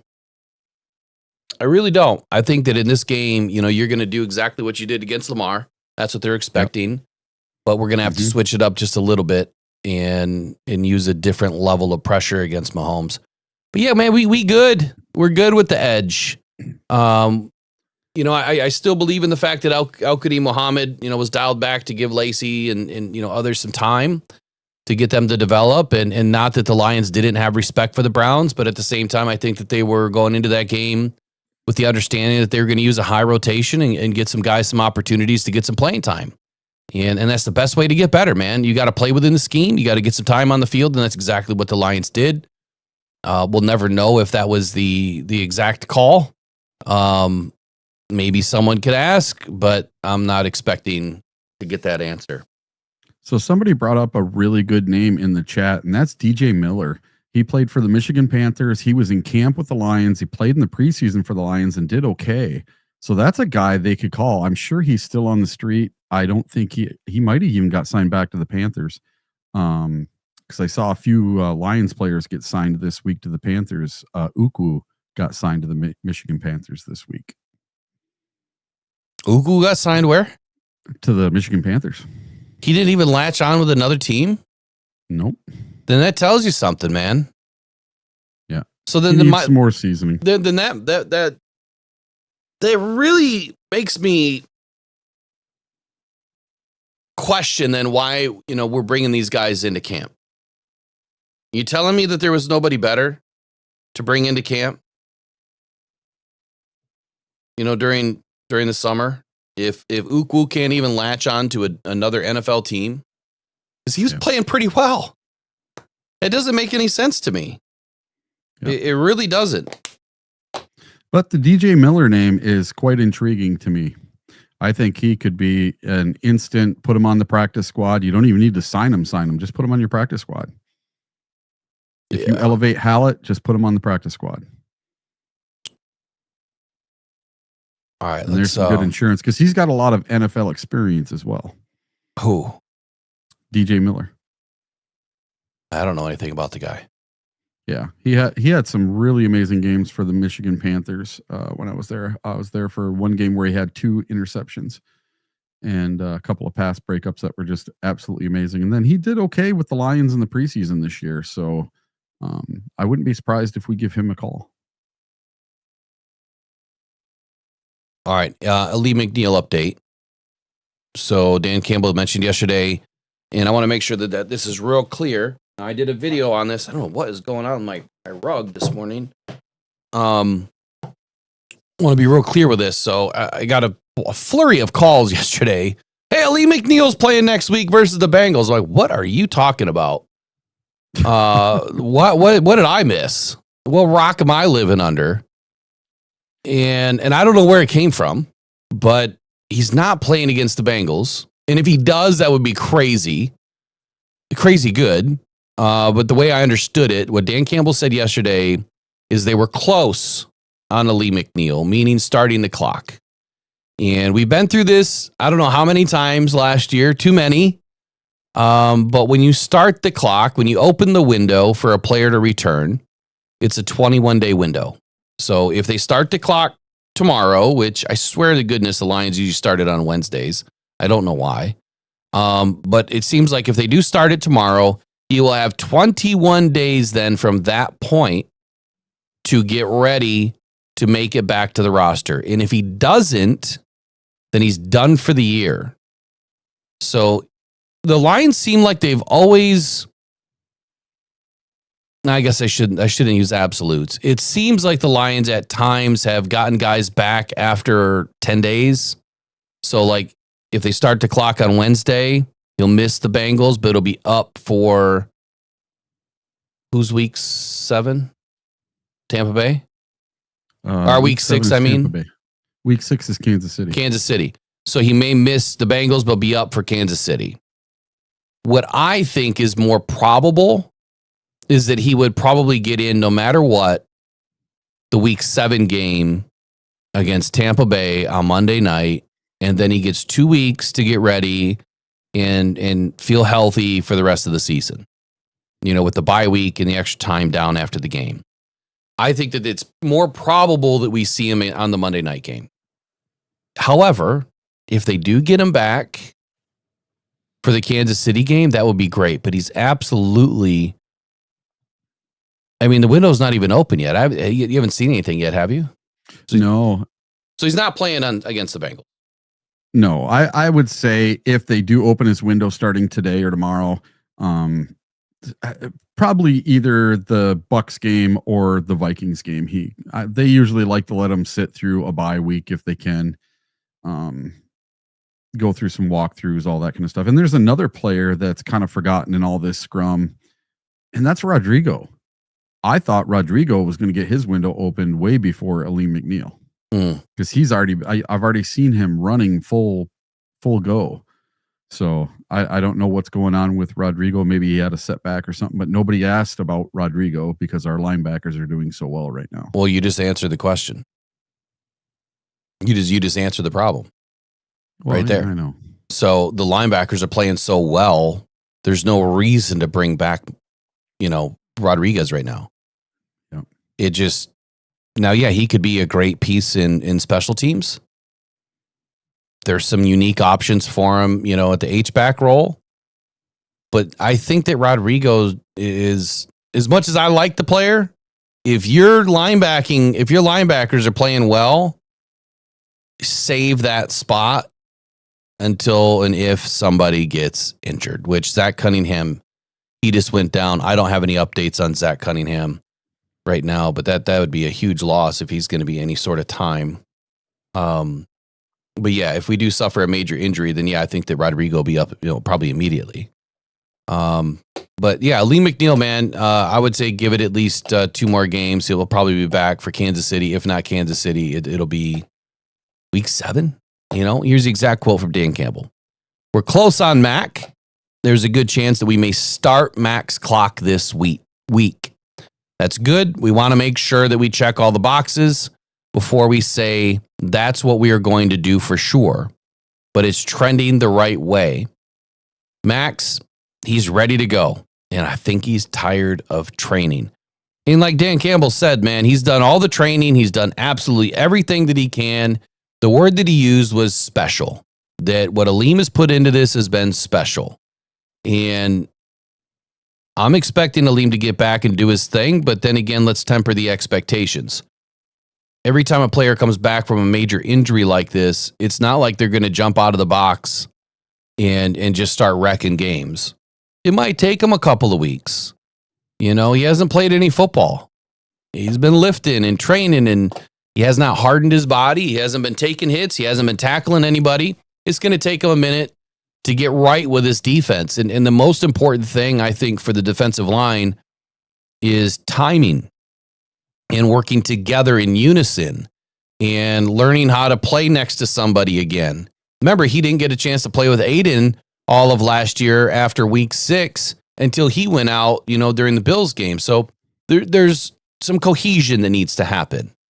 Usually takes a couple of weeks and they'll be fine. So, give them a couple weeks of practice, a game or 2 before the bye week, and then a couple more weeks of practice. By the time they get back from the bye week, I think that Alim will probably start playing at a higher level by then. But who knows, man? He's surprised us before.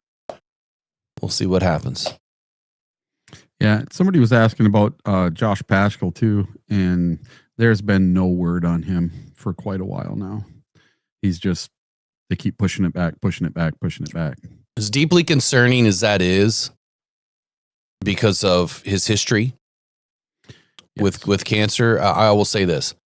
I'm going to put it in that Malcolm Rodriguez bucket, that if you're comfortable with what you have and the depth is there and your defensive ends are playing well, the defensive line is playing well, why would you rush him back? Is there a spot for him on this team immediately? Absolutely. But then that means you're going to end up losing somebody, which is obviously Tyrus Wheat or, Lacey or somebody that would go back down most likely. But then you could potentially lose one of those guys, right? Putting them back down to the practice squad. So it's just a funny way to have to play with the roster. It's roster roulette at its finest, or roster gymnastics, at its finest, that you've got the benefit of having guys on IR that you can bring back whenever you want.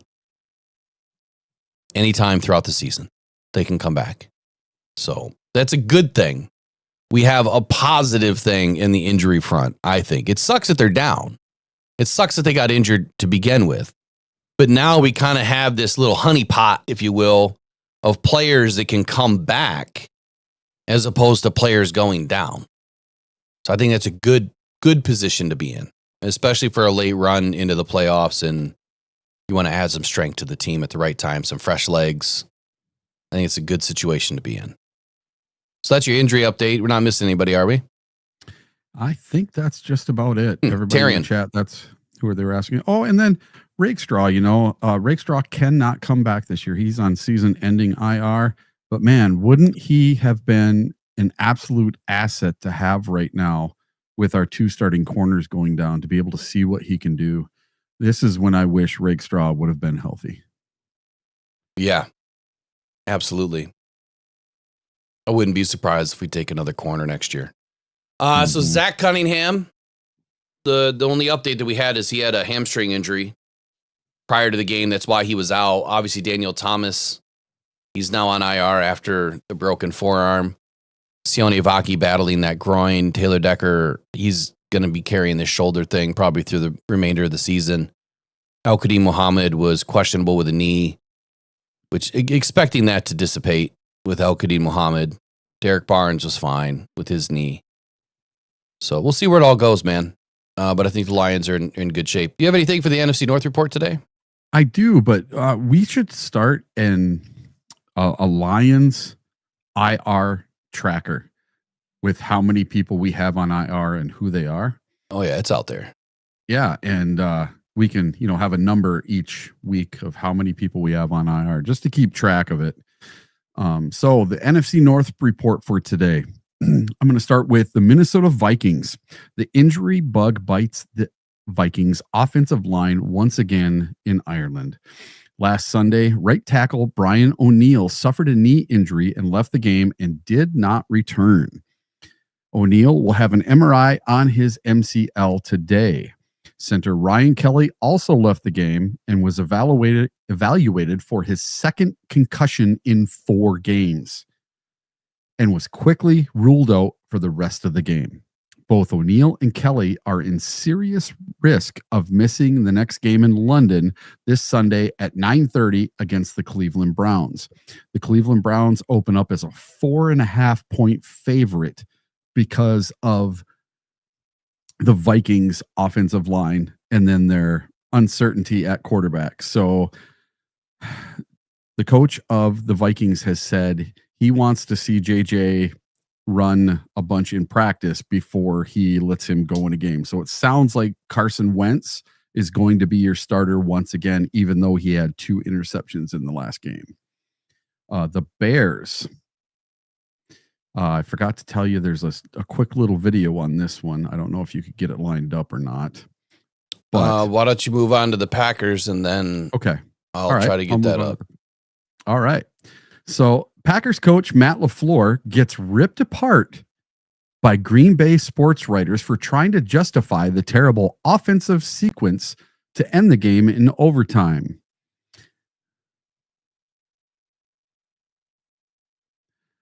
If you watch the game against the Dallas Cowboys, you saw the strangest end of the game in overtime that you've probably ever seen. The Green Bay Packers tied with the Dallas Cowboys, and it's hard to process what went on in that game. The Packers scored 40 points, but also gave up 40 points to the Cowboys. To make matters worse, Green Bay nearly blew this one on the final play of the game.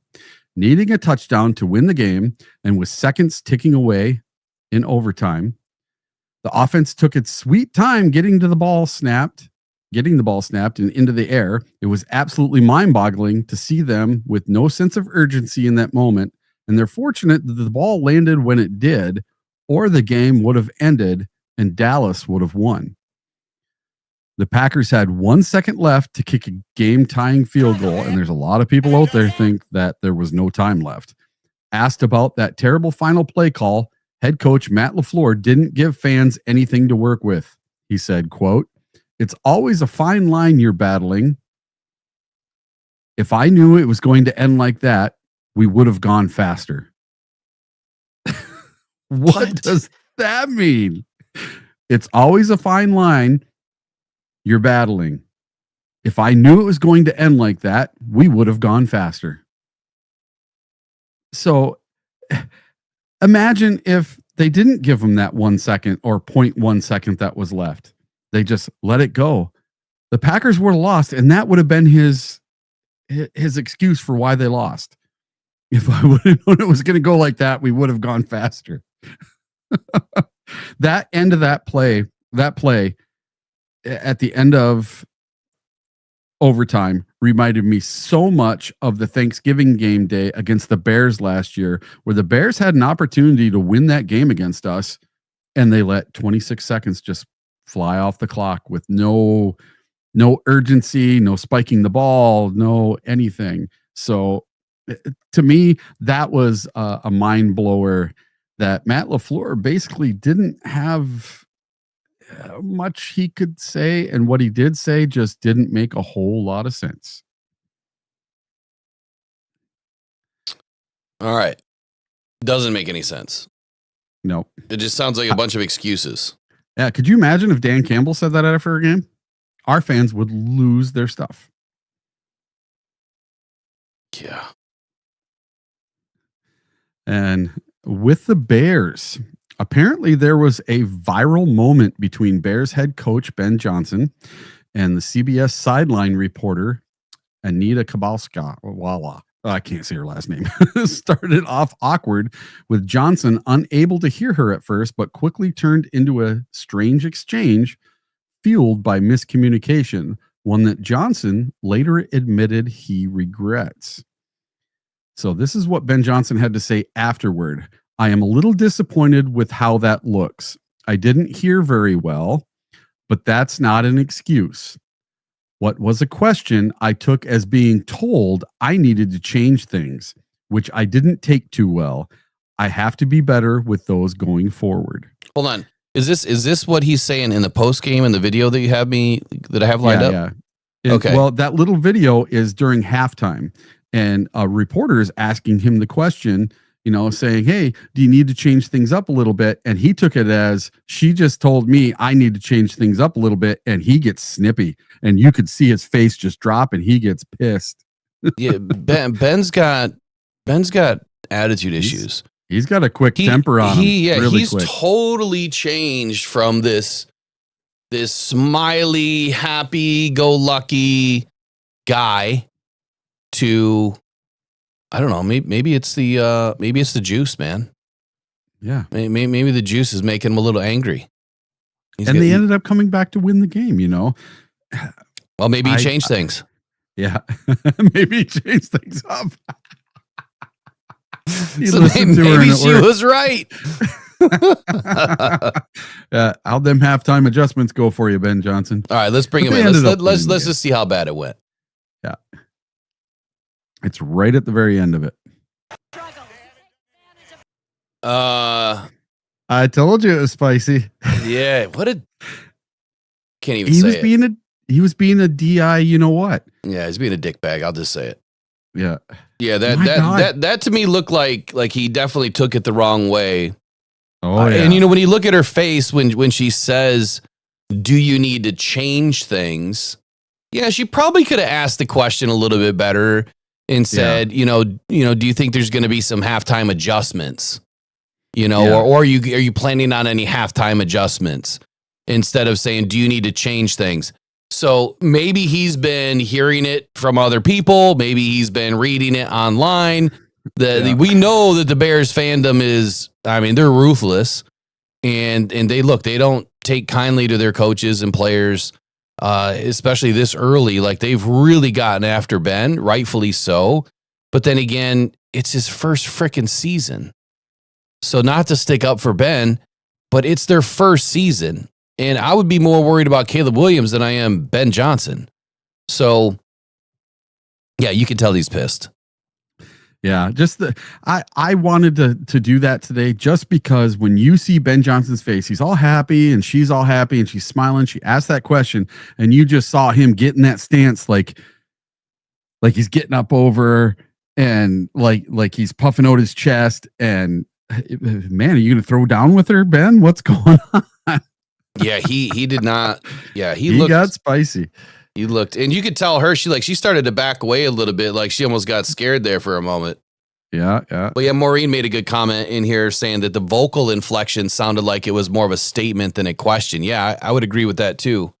It sounded like, what's her name? Aditi? from CBS was asking saying more of a statement. And that's probably the way it came across to Ben too. Like, oh, you're telling me I need to change things? Oh, yeah, that's not going to fly well.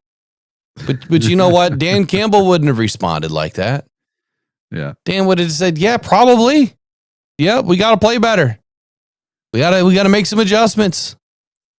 You know, I got to coach better is probably what he would have said. Not, you think so? I mean, then just goes down and looking over top of her. I mean, trying to pull a power move. Like, Ben's not a big dude. So I can only imagine she's got to be closer to the 5 foot range. Mm-hmm. You know, he's only what, 5'8", 5'10"? I don't know. He's not tall. No. He's not tall. But yeah, keep pumping that juice into your lats, Ben. Keep pumping that juice into your lats. And finally, for the NFC North report, both the Bears and the Packers are on a week 5 bye. So neither one of those play a game this week. They both had the very early bye like we had last year. Awesome. So this is a perfect opportunity for the Detroit Lions to go up a game and a half on the other teams in the NFC North. Especially if the Vikings lose this week and we can beat the Bengals, that really sets the Lions up to start pulling ahead in the NFC North. All right. I'm going to be jumping on a call a little bit later. I'm going to try to get some information from the NFLPA.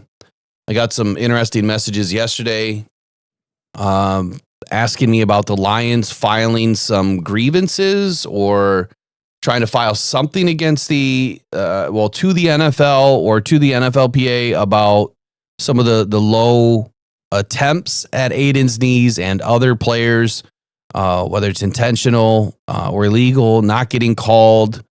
There's been several, but it was communicated to me that someone said that the Lions have already filed something, and I have not seen anyone report that yet. No, I haven't either. I've seen rumors of it, but nothing that was definitely done. And remember when I told you that Chase Lucas dove for his ankles, his knees? Chase Lucas? Yeah. Oh, Cornelius. Cornelius Lucas on Aiden Hutchinson. It was in the second quarter, 8 minutes and 30 seconds in on second down. He dove right for his knees. Say that again. So it was in the second quarter, 8 minutes and 30 seconds left to go on second down. 8 what? 8 what? 8:30. As I rewatched the game yesterday. All right. Yep. I'll look for it. I didn't see it. Yeah. I'll look for it. And the angle they show on TV, it doesn't look good, but it doesn't look super bad. But when I watched it in person, he just dove. And he would have had a sack on that play had he not dove for his knees. So the only thing that I found online about this was, I mean, there was some of those fake news sources like the U.S. Sun. What the hell's the U.S. Sun? Yeah. That's garbage. And not everything with the .com is legit, people. But this one was from MSN. And it says the Lions have raised issue with the NFL about opponents targeting Aiden Hutchinson low. It says Adam Schefter reported Monday night on ESPN prior to the Lions-Ravens game that the Lions have requested that the league office monitor plays in which offensive players block Hutchinson by taking out his legs. Quote, he's coming off the fractured tibia fibula. If you watch his performance the first 2 games of the year, what stands out about that is the fact that it feels like opponents have been going low on him, so much so that the Lions have raised the issue to the league office, per Adam Schefter. If you go back and look at the film from the first game, take a look at how Green Bay is coming at Aiden Hutchinson's legs, end quote. And I mean, I kind of noticed, you know, when Aiden was bouncing around, right, hopping and skipping around and off his feet more than usual, maybe, just maybe, we missed a couple of plays prior to that where he was targeted low. However, that's an illegal play. You can't block a defensive lineman below the knee. So why are they not throwing the flag? And it's happened. I know it's happened more than 2 occasions. Hell, it's happened more than 2 in just one game. Well, why are they not throwing the flag? And why is Dan Campbell not running out onto the field raising holy hell? I would be getting right into their face. Heck, I'd probably go out to the offensive lineman. That's how hot I would be. Aiden needs to do something. Why is Aiden not doing anything? You know what? Take a 15-yarder, dude. At that point, I would. Take a 15-yarder, go grab the dude by the face mask, and put him in the dirt. And say, come at my knees again. You're going to be right here a second time. Because then the ref has to pay attention. I know it's stupid to take penalties, but sometimes it's warranted. Right? Sometimes you just have to flip the script on these guys. Calvin Shepard, go dial something up, dude. Go take out, whoever it is. Just go take the dude out legally. Take him out. Don't take him out at the knees. Go take him out legally. It's way after 10. Are you good? I'm okay today. We'll go a little bit over. Okay. Got the wife out there. She's working. She's all right. There you go. Maureen says it's the Lions Fight Club. That's right. Dan Campbell started that, man. Yeah. So that's I guess that's my hot take on a Tuesday is, you know what? Go do something about it. However, the way that this team is coached, not only are they one of the strongest teams in the league as far as being resilient, I feel like they're somewhat of, I hate to use the pacifist word, but it just seems like they don't want to go to that length of, being the team that is viewed as being dirty or obnoxious or, starting fights. That's not what this team is about. They want to beat you on the football field the way that you're supposed to be beaten. They don't want to have an upper hand on you doing something illegal. But at some point, man, you've got to be able to take the gloves off and stand up for yourself. And Dan's just going to have to understand that. And I'm sure he does. The one thing I don't think the NFL is going to care about is the fact that Aiden's coming back from an injury. So let's talk that out for a brief moment. Mm-hmm. Okay, if you're coming back, every other player that's coming back from an injury, it's not like the NFL throws out a memo and says, hey guys, Aiden, he's coming back from a pretty bad injury. So take it easy on him. He needs, 4, 5, 6 weeks. He'll be fine. They don't give a shit about that. They don't care. Like that. It's football. If you're out there, you're going to play. However, what they're trying to say is this dude just came back from a major injury. Why are these dudes going low at him? It's an illegal play. Why are you not throwing a flag? That's what they're going to care about. And hopefully the NFL does something about it. But now you're into week 4 and nothing changed. This was before the week 4 game. They raised it before the Ravens game, right? Is that what I read? They raised this question. Yeah. And I tracked down the actual source where this came from the very first time. It's from something called the Times of India. What? Yeah. What the hell's that's that? The news source where it came from. I asked my assistant here to look something up for me and he found it. The Times of India. That cannot be a legit. Yeah. That's what I said. I'd be curious. I would be careful clicking on anything. I wouldn't even go to that site. Yeah. No, I wouldn't either.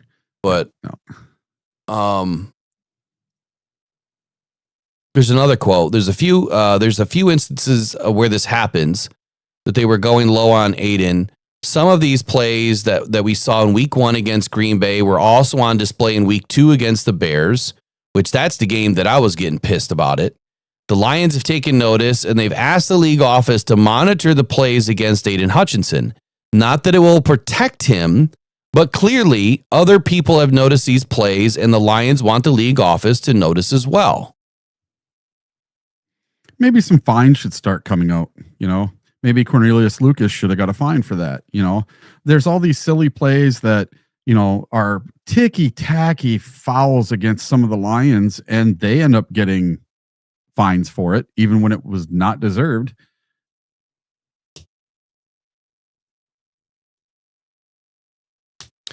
Yeah, do you have anything else on your sheet? Is there anything I'm missing?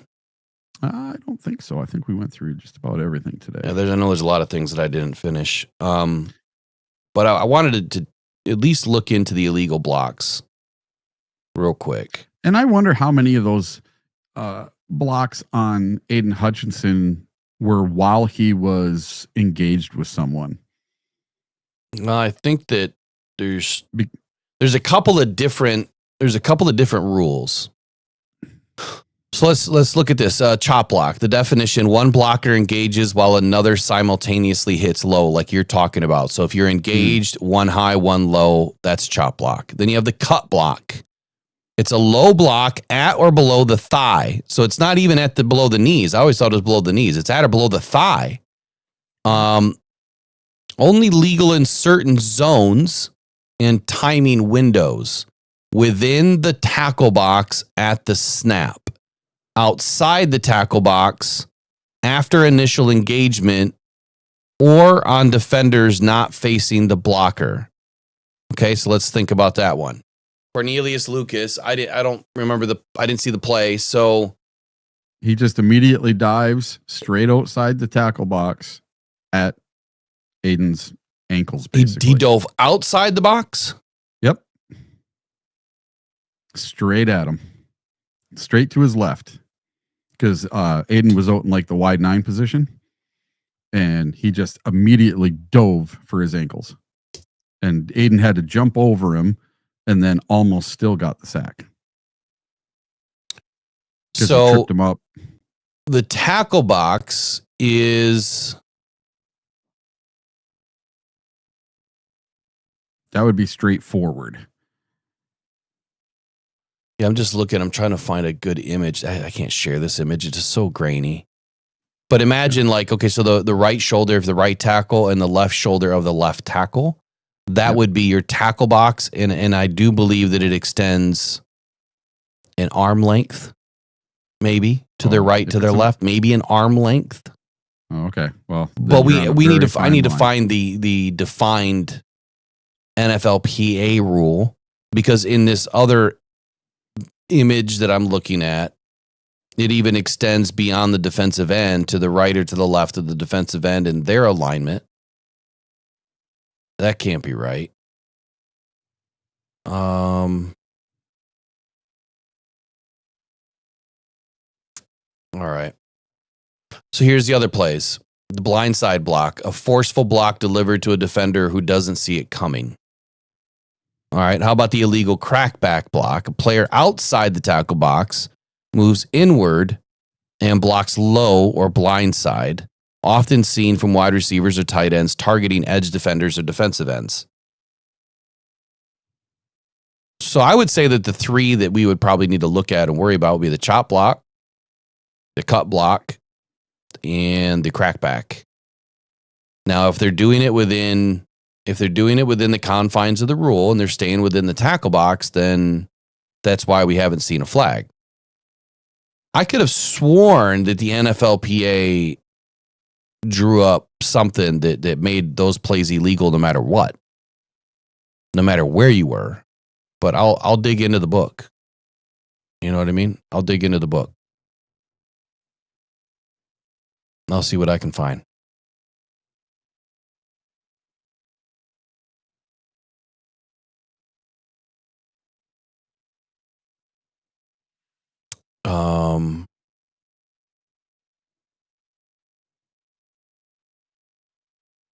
What is going on in here with who's Steve, the doctor of football thugonomics? He's a Packer fan, so I just told him Steve needs to see a doctor. He has the Green Bay flu. Oh, was this the one guy that was coming in a week or so ago? Did he change his name? I don't know. He's trolling a little bit. He's a Packer fan, but that's fine. We accept everybody here. He's not being bad or anything. Question, Steve. What's your favorite cheese? Is it the Honolulu blue cheese?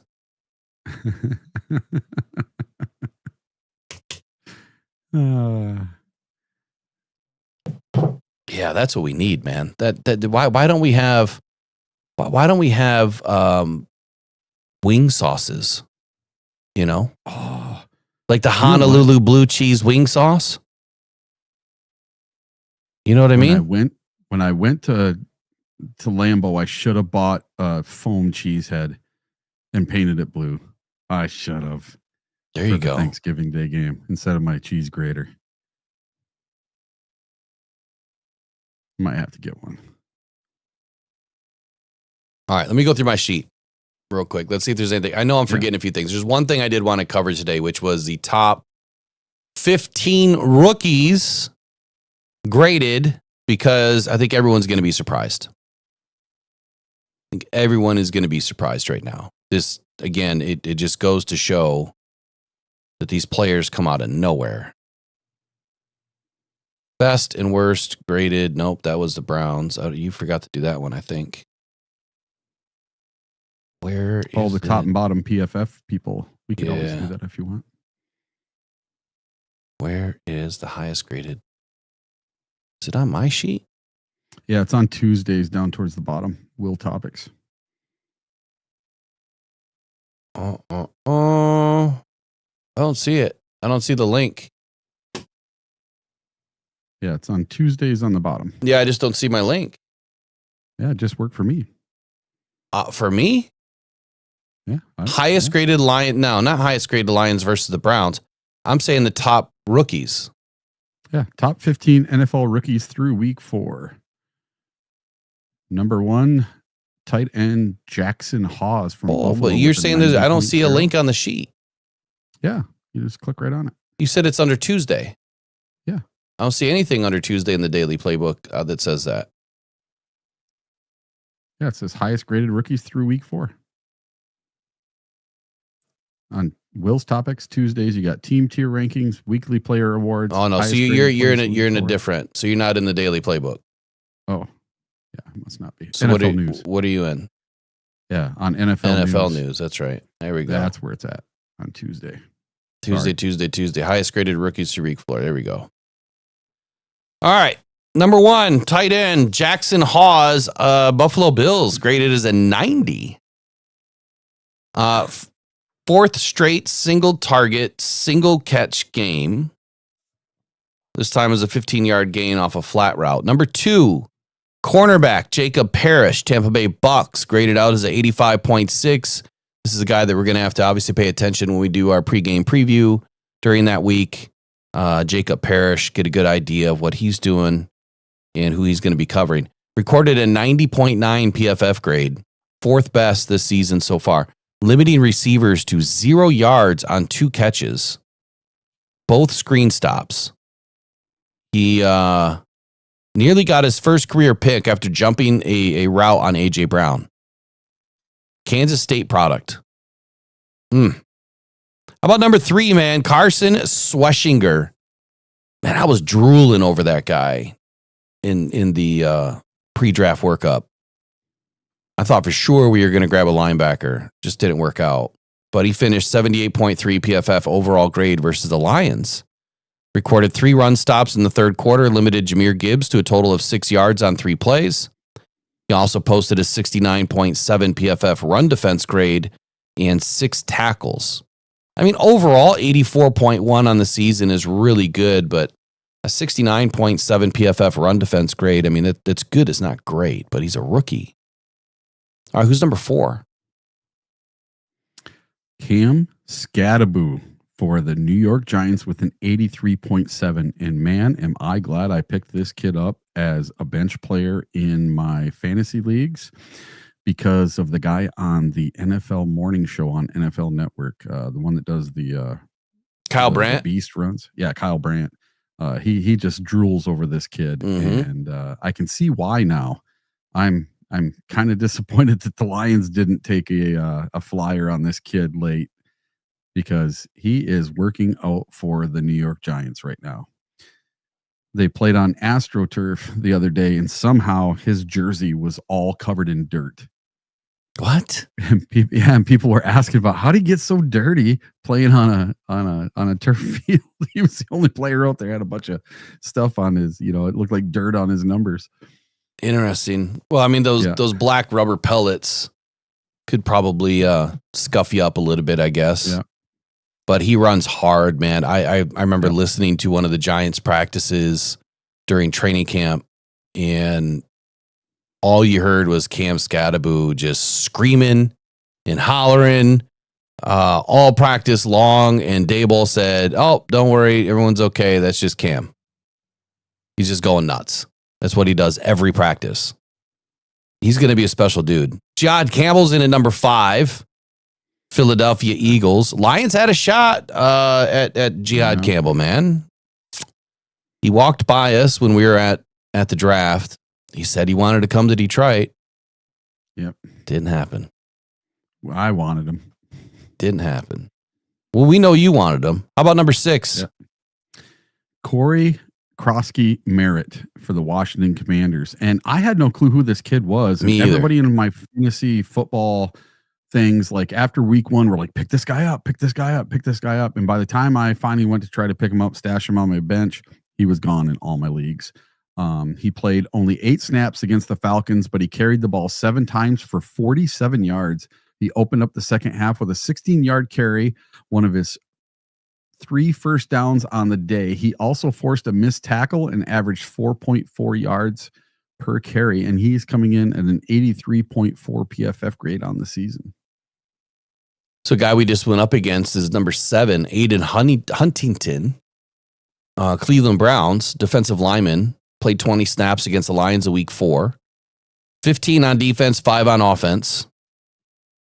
He played on offense? Why the hell was he on the offense? What am I missing here? Anyway, it says he struggled on his way to a 59.1 PFF run blocking grade. He played on the offensive line. Interesting. 2-way player. Defensive lineman, offensive lineman. That's going to be a fun watch. I'm going to have to pay attention to this guy. Number 8, Will Johnson for the Arizona Cardinals, 77.9. They didn't give us any information other than that. Who's number 9, Eric? Jonas Sanker for the New Orleans Saints with a 77.3. His 85 PFF overall grade in week 4 ranked 5th amongst safeties and brought his average up a little bit. He was excellent in coverage against the Bills, logging a 3rd-ranked 87.6 PFF coverage grade. Sanker was bumped on a route by Dawson Knox earlier in the second quarter, but was still able to jump for the deflection. So it sounds like he had a pretty good day against the Bills. And boy, did that Saints-Bills game was a lot tighter than people expected.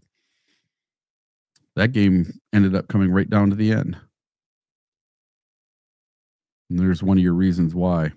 Safety Jonas Sanker for the New Orleans Saints. Yeah, we like Jonas Sanker. At least I did during some of the pre-draft workup. Number 10, Armand Membou for the Jets. Had his best week yet. 89.1, notching a 73.9 PFF overall grade against the Dolphins. I don't know if that's really a great victory for him against the Jets or against the Dolphins, but he's going to be a good tackle in this league. Who's number 11? Tight end Mitchell Evans for the Carolina Panthers. Evans caught 3 passes on 3 targets against the Patriots for 23 yards, all season highs. He logged a 16-yard catch on the first drive of the game and hauled in his first career touchdown. And he recorded a 72 PFF pass blocking grade and a 62.7 PFF overall grade. And that brings his season to 76.5 for PFF. Not bad, man. It's crazy that you're not hearing about some of these other big names, Colston Loveland or others, right? That were supposed to be these big-time tight ends. No, it's Mitchell Evans. Next up to number 12, safety Xavier Watts for the Atlanta Falcons. Watts enjoyed his best outing since week 1, finished 76.7 PFF overall grade against the Commanders. He did lose Luke McCaffrey along the back of the end zone for a touchdown early in the second quarter, but he made up for it in the third by tracking down an overthrown pass for his second pick of the season. Watts finished the day with a 76.7 PFF overall grade. While his run defense grade is also dipped down to a 71.7, which is not terrible, honestly. Watts is making up for it in coverage. interesting to see how his season progresses. Number 13. Another Rondé Gadsden II for the Los Angeles Chargers came in with a 74.4 on the season. Gadsden is coming on as of late after being a healthy scratch during the first 2 weeks. He's also a tight end, and he caught 2 passes for 16 yards and a first down against the Giants in week 4. He had a 72 PFF pass blocking grade and a 58 run blocking grade on limited snaps. And that's only 4 snaps. All right, number 14 is Teteroya McMillan, another Panther, 74.3 overall grade rate now. He caught 4 passes against the Patriots for 62 yards with 3 gains of 15-plus yards. He was able to separate from Christian Gonzalez, who is one of the better cornerbacks in the league, early in the first quarter for a 16-yard gain, then did so again in the third quarter for a 15-yard pickup. His longest gain of the day came late in the fourth quarter when he took a slant pass for 22 yards. He now has 18 catches for 278 yards and 15 first downs on the season.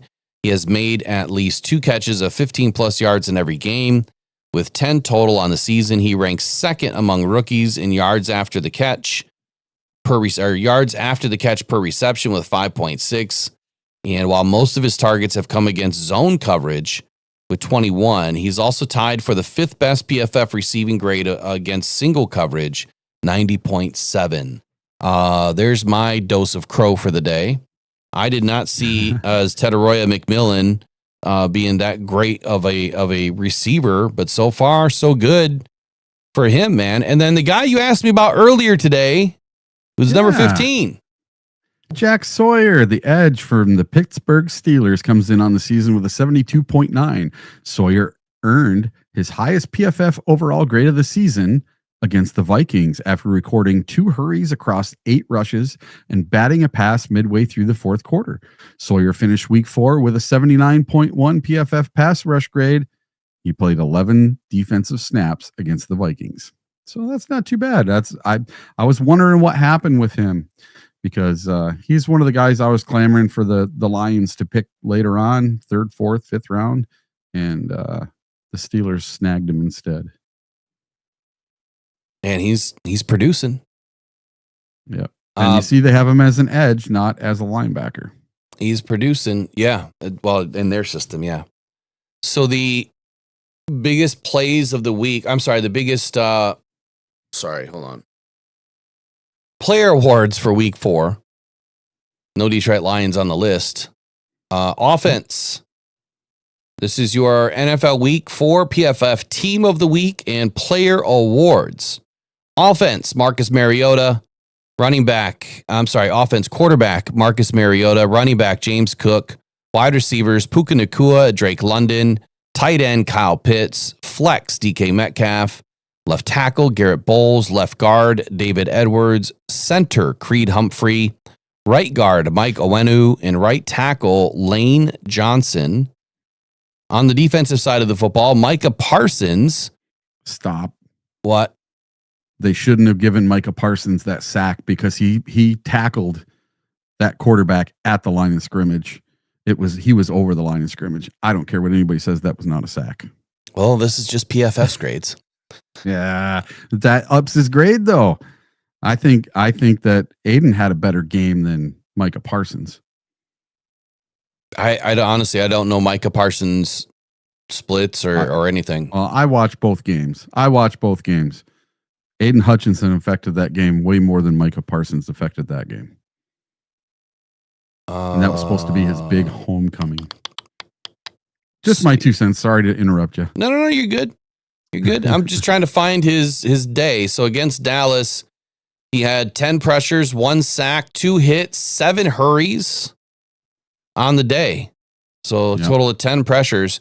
He's grading out as a 94.2 overall. His run defense is on par, 62.8. That's kind of where he hovers. His tackling is on par at 72.8. That's where he is. And his pass rush is the best it's ever been, according to PFF. 94.3 against Dallas, 93.4 overall. I'll have to go back and watch that play. Jared Verse is your other best edge of the week. That one I'm not surprised about at all. That kid's good. He's phenomenal. I had him as my number one edge coming out of the draft that year. He was my number one pick to the Lions, along with Dallas Turner. Those are like my two edge guys that I really liked. Moro Ojomo, Philadelphia Eagles. Quinnen Williams, Fred Warner, Cedric Gray. Tyreek Stevenson is playing out of his mind right now. Quinnen Mitchell, Kevin Byard, Cameron Curl, and Andrew Phillips. Another one playing out of his mind right now. Special teams players of the week: Chase McLaughlin, Jamie Gillen, Josh Blackwell, and Marcus Jones. Offensive player of the week was Puka Nacua. Defensive player of the week was Kevin Byard. Rookie of the week was Abdul Carter. And offensive line of the week was the Kansas City Chiefs. How is that? Yeah. How? Because they played against the Ravens, who were missing all of their defensive linemen and edge players. That's why. All right, there were some stats that I know I forgot to get to for your Detroit Lions offensive line. We'll just do it real quick. Let me pull it up. Remember when I was talking about Graham Glasgow before the game, and I said, man, this is a game that he's going to have to stay square, and he's going to have a really good game. Well, he had a really good game. Really good game. Out of all centers, let's see where he's at. Let's go to week 4. I want week 4. I just want week 4. All right, we'll go by game. Here we go. Blocking. Pass block. Graham Glasgow, 70.1 this week. 72.4 in the run. His pass block was terrible. Gave up no sacks. He only gave up 1 hit. He only gave up 1 hurry. 2 pressures on the day. 96.3 efficiency rate. Penei Sewell, 80.7 versus the Browns.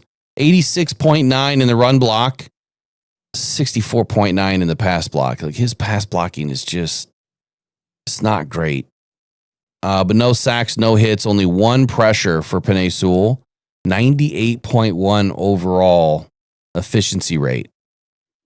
Keep working our way down. Giovanni Manu looks like he got 4 snaps in on the day. Didn't give up any pressures. But the rest of our guys, like Tate Ratledge, did not have a great day. Great day. 2 hits he gave up. So 2 pressures on the day, but no hits, no sacks. 96.3 overall efficiency rate. But his overall grade on the day, 46.5. I don't know how they come up with these numbers. I really don't. Like, how are his numbers almost identical to, like, let's say, Graham Glasgow or Penei Sewell, and his numbers are that bad? Christian Mahogany had the worst grade of anybody on the offense. He gave up 2 hurries, also a 96.3 efficiency rate. Overall, the Detroit Lions, no sacks, 5 hits, 8 hurries, 13 total pressures on the day. That's a pretty damn good day against that Browns defense, if I wouldn't say so myself. Tristan Colon was back in action for the Lions against the Browns. He also graded out with 4 offensive snap counts in the game. Didn't give up any pressures or anything. Not a bad day. Amon-Ra St. Brown had the overall 2nd best grade for blocking for the Detroit Lions. Pretty good stuff. On the defensive side of the football, Aiden Hutchinson's tackle rate he's got some problems. Aiden missed a 60% tackles in this game. 60% missed tackle rate in this game. He missed 3 tackles. Cannot happen. His tackle grade was a 26.5. His run defense was a 50.8. About the only thing he had going for him was his pass rush in this game. I did watch the game yesterday myself. There was some takeaways. that I'll have on Aiden. I am going to do a video today. I got to get my quarterly report out today. My eye is really bugging me. It's like something in it. That one play where the running back, he had him dead to rights. He had him right in his belly, and the guy like just turned, and Aiden went over the top of him. And I'm like, how do you not just go low and tackle the guy? He got an extra 4 yards out of it. Well, there was a couple of plays too that, that should help. There's a couple of plays where I don't know what's up with Aiden, but he's constantly missing the handoff or the misdirection or the play action, and he's biting in. He's always, and again, I don't know his assignment, right? His assignment may be always going after the running back, but that wouldn't make sense, right? It wouldn't make sense to me if you understand a little bit about the defense and how it's supposed to operate. It wouldn't make sense to me. Yeah. You did say, well, I saw one play where he got past the edge defender a little too fast, and he's like, whoa, and he backs up and he starts going back like he's going back to coverage instead, and it was perfect because it stopped the play. That's where it was going to go. It was going to be a screen, and it kind of blew it up, and I loved seeing that out of Hutch during the game yesterday. Yeah, he definitely had some really good plays, but it's the missed tackles, man. It's his run game defense is just, it's never been that great. He's never been that great against the run ever since he was a rookie. I mean, I remember having arguments with people in his rookie year where they're saying, but look how many pressures he had. Look how many sacks he had. Okay. Go look at how many yards he just gave up to the run game. Look how many yards he gave up to the quarterback. Those are the big plays that we can't have happening, right? And he's been getting better and better and better. To become a complete defensive end, you have to be able to shut down the run game. And, for instance, all right, let's flip over to Myles Garrett. All right, let's flip over to Myles Garrett. 0 missed tackles. 0. He had 8 pressures on the day to Aiden's 7. Now, he didn't have any sacks. He had two hits and 6 hurries. Aiden had 3 hits and 2 hurries. And Myles had a 90.5 overall on defense, a 67 against the run, a 71 against the tackle, and a 92 in pass rush. Aiden was a 92.6 against overall defense, 50 against the run, 26 in tackle grade, and then a 94 in the pass rush. I would much rather have a complete game than just a couple of gaudy stats, but Aiden, hell of a good game against the Browns. Great game. Again, I mean, there's just, some things he just still has to clean up. Aiden gets a pass from me this year, at least through the first half, before I go crazy against his run game. I hate watching him miss stuff when it's right in front of him.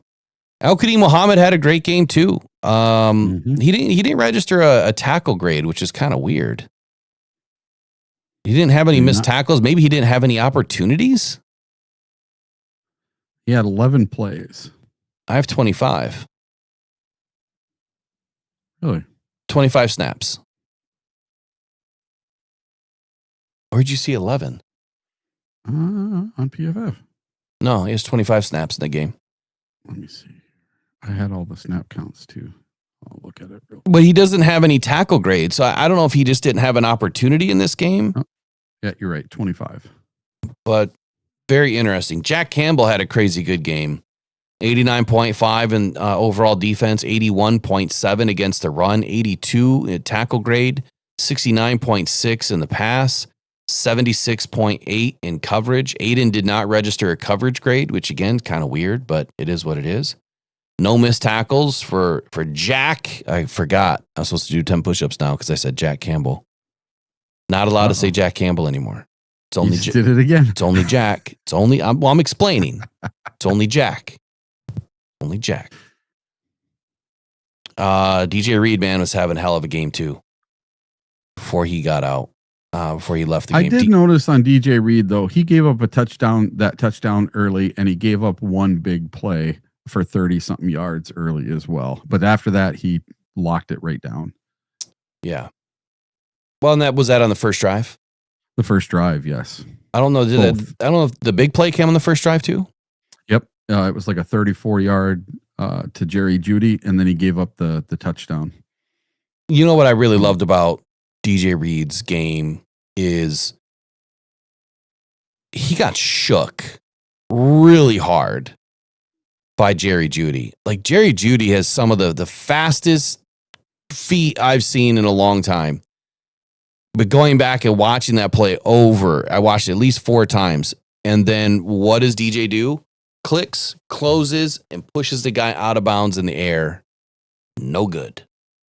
That's the markings of a genius cornerback, man. He's even though he got put on his heels about 4 yards away from the play, he closed and made the play. Loved it. Tyler Lacey had a good game. 27 snaps, 70 overall, in all departments.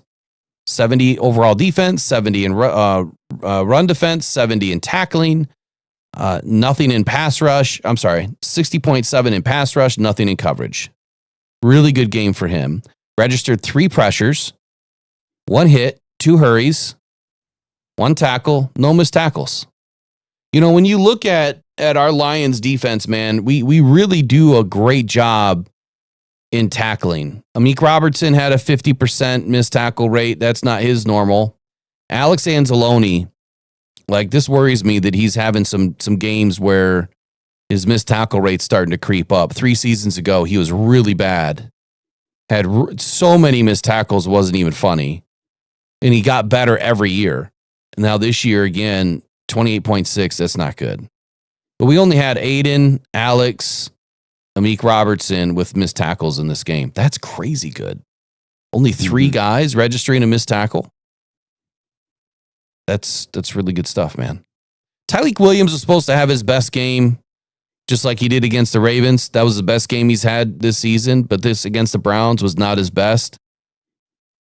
He didn't register any missed tackles or anything, but he did have 1 pressure and 1 hit and 1 tackle. That's about it. Not a whole lot for him. Outside of that, Kirby everyone had a pretty good game. Everyone had a pretty good game. Rock Ya-Sin had a good game, which he's going to have to step up. So anything else you want to go over today? I think I'm good. Yeah, I'm good too. I just want to let everybody know that I will not be in tomorrow. I'm getting the rest of my oral stuff done. So I'm going to have some brand new teeth tomorrow, but it takes 4 hours to do. So I got to be there downstate in Petoskey at 8 o'clock in the morning until noon. So it's going to be a fun process to get this done tomorrow. So I'll see you guys all on Thursday. Say oral stuff again. Oral. Okay. I wasn't fast enough. Surgery. There you go. Oral stuff. All right. Well, I'll see you guys tomorrow. Eric, good luck tomorrow, man. And are you going to be under? I don't know. They're building my teeth up now. I got the main part done with all the root canals and everything, and I had a really, really bad infection in my jaw, and that's all cleared up now. And I think they're going to get stuff fixed, and I'll actually have teeth tomorrow. I'll be good to go. Be perfect after this. $8,000 worth of new teeth. Tell your wife to videotape it so we got some dirt. Yeah, so we can ask you some questions. $8,000 worth of teeth. $8,000 for 2 teeth. I would have just had them all taken out and just put in some brand new teeth. Then you got to have teeth to eat with, man. Well, that's what I'm saying. Take them all out and just put in. You know, how they put in. What are those called again? What are they called? We put in the fake teeth. Yeah, veneers. Veneers. There you go. Yeah. Like Matthew Stafford's got veneers. Time, I might do that. What's it called? A tourist medical thing where you fly down to Mexico and get it done, or fly to Argentina or somewhere else and get it done real cheap. It's cheaper to fly down there. Do you really trust to do it? Oh, a lot of them have really good, and it's the same stuff you get here in the U.S. I'm actually going to look at going over to Canada to get my other tooth, because I have 2 other teeth that need to get done on the other side. So I'm going to look into going to Canada. Oh, I was touching the table. Yeah. I'm actually going to go over to Canada and see if I can't get it done cheaper over there. Well, you let me know. Not that I need teeth, but you let me know where you find it. I'm interested. Yeah, a lot of cancer patients do the same thing. I can't remember what it's called. It's called medical tourists or something. But it's quite the industry. Going somewhere else to get it done because it's a lot cheaper. I mean, $700-800 for a flight, and then you pay $400 or $500 to get your teeth done. That's way cheaper than paying $8,000 here in the United States. Well, same thing with when somebody gets their knee done, they'll go over to Spain to get their knee done because it's like $6,000 or $7,000, where you're talking $30,000-$40,000 here in the United States for the exact same procedure. My procedure, because they have to replace my hips, they're like $300,000. Oh, Jesus. Yeah. Nope. No, thank you. My insurance covers most of it. Yeah. Yeah, I know our medical costs here are out of control.